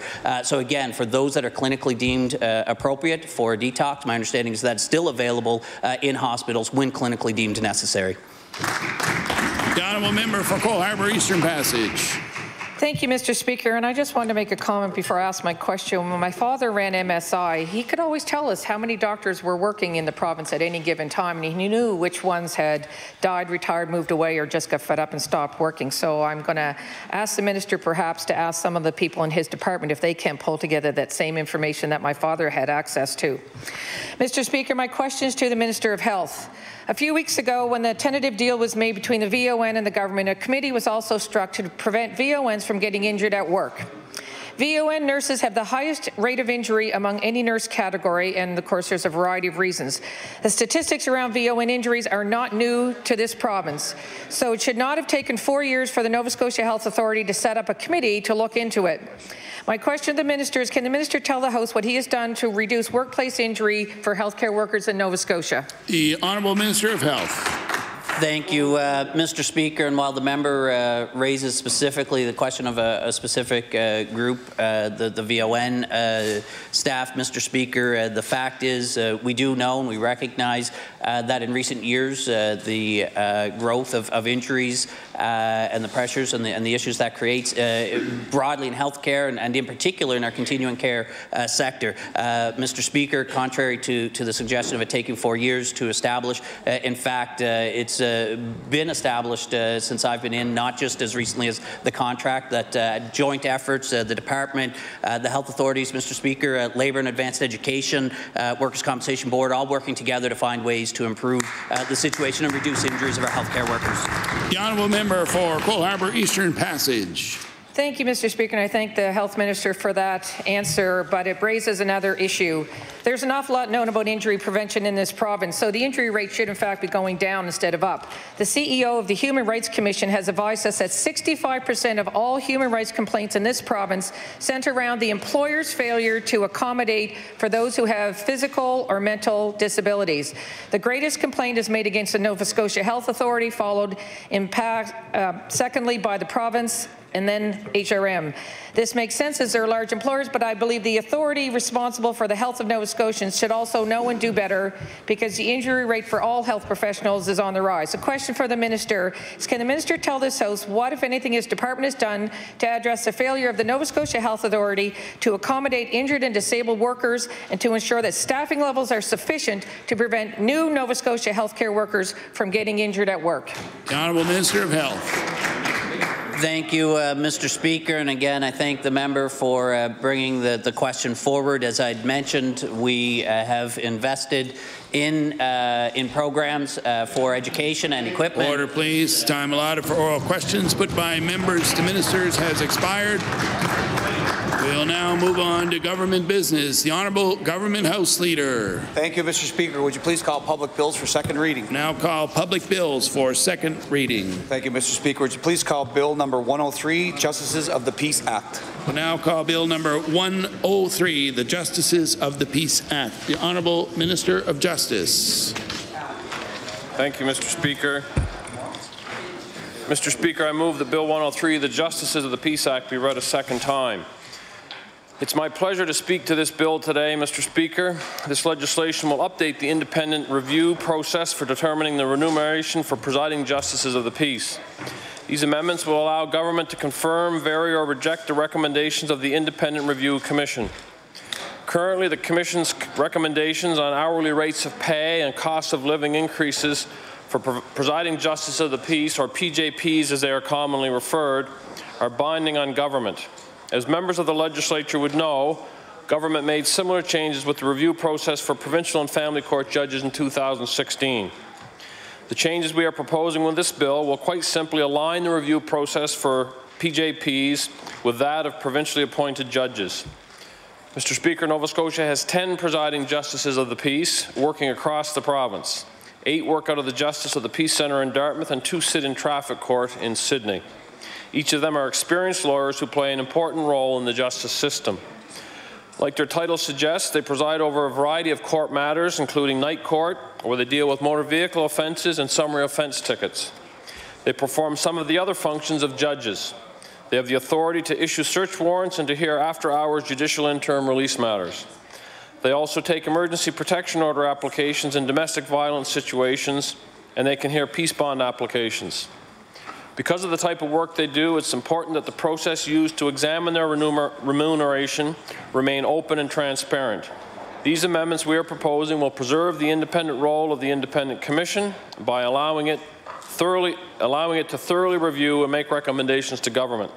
At the same time, it is appropriate, because of the quasi-judicial nature of the work PJPs perform, that the process align with the review process in place for provincially appointed judges. By making the Commission's recommendation non-binding on government, it will ensure the province remains accountable for public spending. Before I close my remarks, Mr. Speaker, I'll also add that this bill also contains one minor housekeeping amendment. This change corrects a drafting error in subsection 11H sub 2, where it refers to a second commission, when in fact it should refer to the second report of the Commission. With those few comments, Mr. Speaker, I look forward to the comments of my colleagues. The honourable member for Dartmouth East. Thank you, Mr. Speaker. I'd like to thank my colleague for his remarks on Bill 103, the Justices of the Peace Act. This bill deals with compensation, remuneration of our JPs. It attempts, I suppose, to control the wages of JPs. JPs, as we know, Mr. Speaker, approve search warrants. They hear peace bond applications. They facilitate emergency order protections. They hear after-hours judicial interim release matters. It's a very important position. In the past, Mr. Speaker, an independent, and I stress this, an independent commission determined the hourly rates for the justices of the peace. This bill changes the committee's mandate, Mr. Speaker, to determine compensation to recommending to Executive Council compensation, to recommending. So we're going from the power to determine to just recommending. The bill will allow Executive Council to accept, vary, or reject proposed compensation. Now, Mr. Speaker, I would like to take a few moments and look at this bill from the lens of a lack of transparency, less transparency, a trend we are seeing with this government. And this is a view, Mr. Speaker, that seems to become clearer and clearer over the last few days as we see the actions of this government, as they try to justify the control over the committees that they're exerting. They try to justify interfering with the independence of commissions with binding powers. So, Mr. Speaker, this bill, I believe, continues a trend towards ministerial control that we've seen with this government. Ministerial control over the independence of judicial committees and commissions of independence in making recommendations that have been traditionally binding. This is a slippery slope, Mr. Speaker, but this government will continue to be called out on this trend by this opposition for what seems to be its pursuit of more and more control. And I find that to be very alarming, Mr. Speaker. And like many things with this government, it's not what is on the surface, it's when you look into the details that you see an approach that is very, very, at times, some would say authoritarian. Putting more and more power with Executive Council. We saw last week, Mr. Speaker, the opposition call out the Minister of Justice, who saw fit to overrule the independent committee in the appointment of the Chief Judge of the Provincial and Family Courts. As a matter of fact, Mr. Speaker, in the Chronicle Herald, Jim Vibert on the weekend called out this government by stating the government and the minister are limiting the judiciary. He noted in his article that the government has used its majority to limit the scope of legislative committees and is now extending its authoritarian reach to judicial appointments. What's clear, Mr. Speaker, the minister and this government and their choice for the chief of the provincial court was decided before the committee was struck. If he expected the Chief Justice of Nova Scotia to provide judicial cover for that predetermined outcome, I believe he was sadly mistaken. And I'll table that article from the Chronicle Herald, Mr. Speaker. Mr. Speaker, Nova Scotians, I believe, are getting wise to the erosion of democratic institutions and the judicial institutions of our province. People are starting to take notice of their, I guess, determination to limit the ability of opposition to ask questions. And again, Mr. Speaker, I find that alarming, that we are seeing a trend where those in the opposition are being limited the opportunity to ask some fundamental questions. So, Mr. Speaker, in 2016, we know that the government unilaterally made changes to the Provincial Court Act, which were buried deep in the Omnibus Financial Measures Act of 2016. I want to take a moment, Mr. Speaker, to read the opening statement made by the tribunal, who were responsible for the next report for the determination of salaries and benefits for provincial and family court judges. And once I read this, Mr. Speaker, I'll table that document. So this is the report of the 2017-2020 Tribunal for the determination of salaries and benefits for provincial and family court judges, with recommendations proposed for the period from April 1st, 2017 to March 31st, 2010. The Tribunal, 2018. The Tribunal is established under Sections 21A through 21M of the Provincial Court Act, as amended particularly by Section 9 of the Financial Measures, which repealed and replaced Sections 21J and 21K of the former Act. The upshot of these amendments is to create a system whereby the recommendations of this and subsequent salary and benefit tribunals under the Provincial Court Act may be confirmed or varied by the Governor and Council, rather than being binding on the government, as has been the case since 1999. The role and procedures of the tribunal in making its recommendations, however, remain unchanged, as was acknowledged by Council for both the government and the Provincial Judges Association, and is accepted by the current tribunal. In other words, the duties of the tribunal under Section 21E1 of the Provincial Court Act and the factors under Section 21E3 of the Act, which the tribunal must take into consideration when making its recommendations, have not been altered in the 2016 amendment process. But while the new Section 21K3 provides that, where the government varies or rejects the tribunal's recommendations, it must provide reasons for doing so to both the tribunal and the association. Section 21K4 nonetheless provides that the Governor and Council shall, without delay, cause the confirmed and varied recommendations to be implemented. Moreover, the latter section provides that such recommendations have the same force and effect as if enacted by the legislature once implemented and are in substitution of any existing legislation relating to those matters.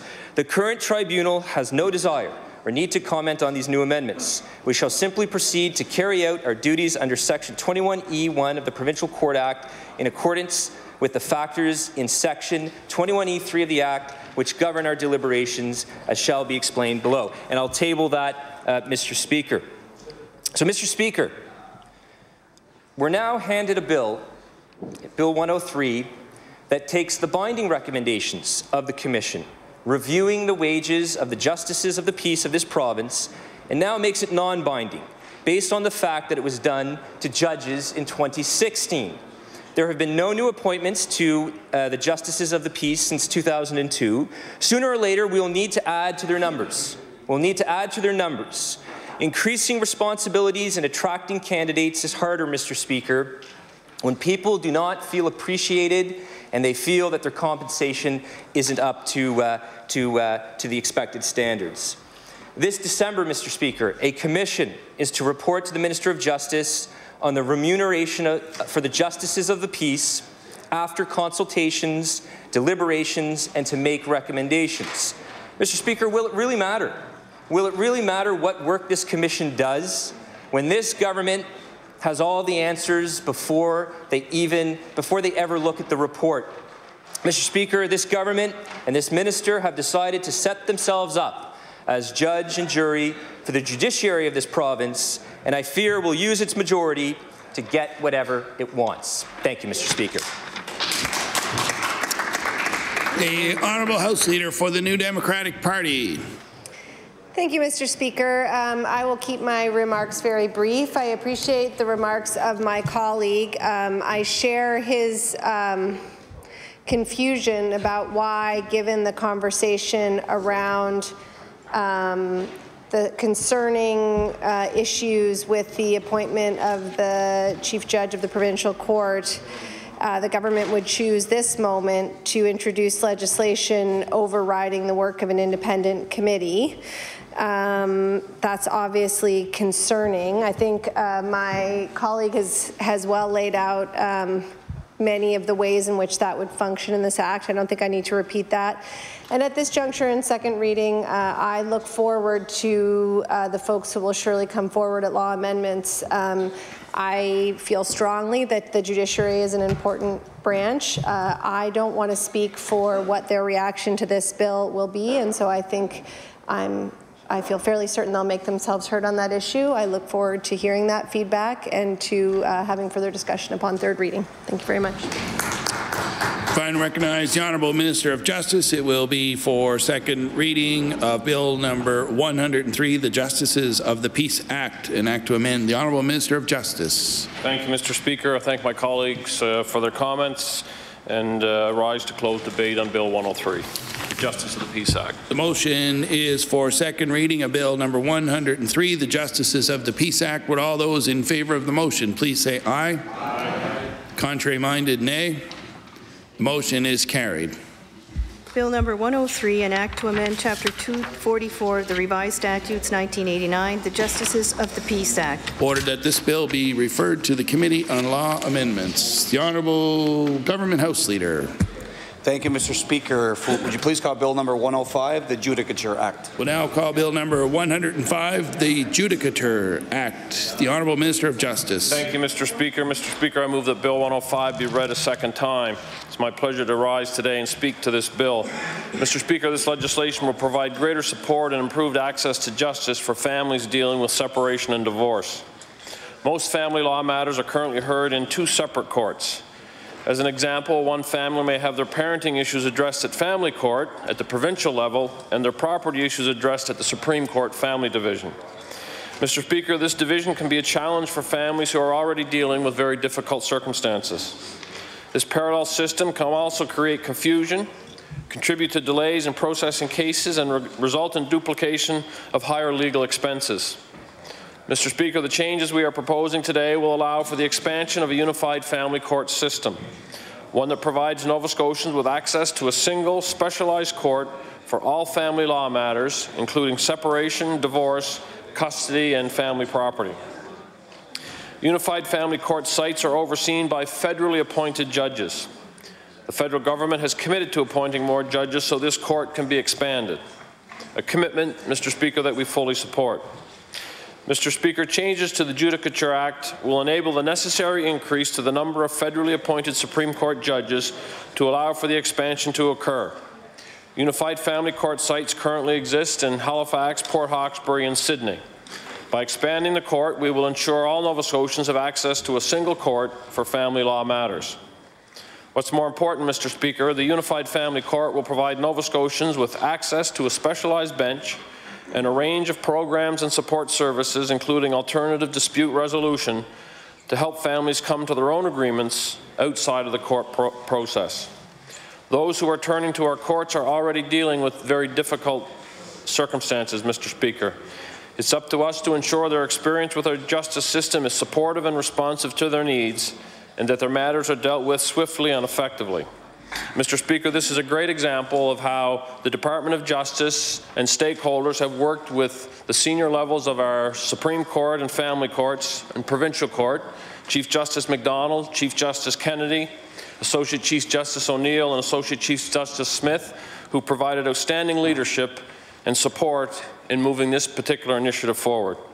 With those few remarks, Mr. Speaker, I believe these changes will go a long way in seeing these outcomes.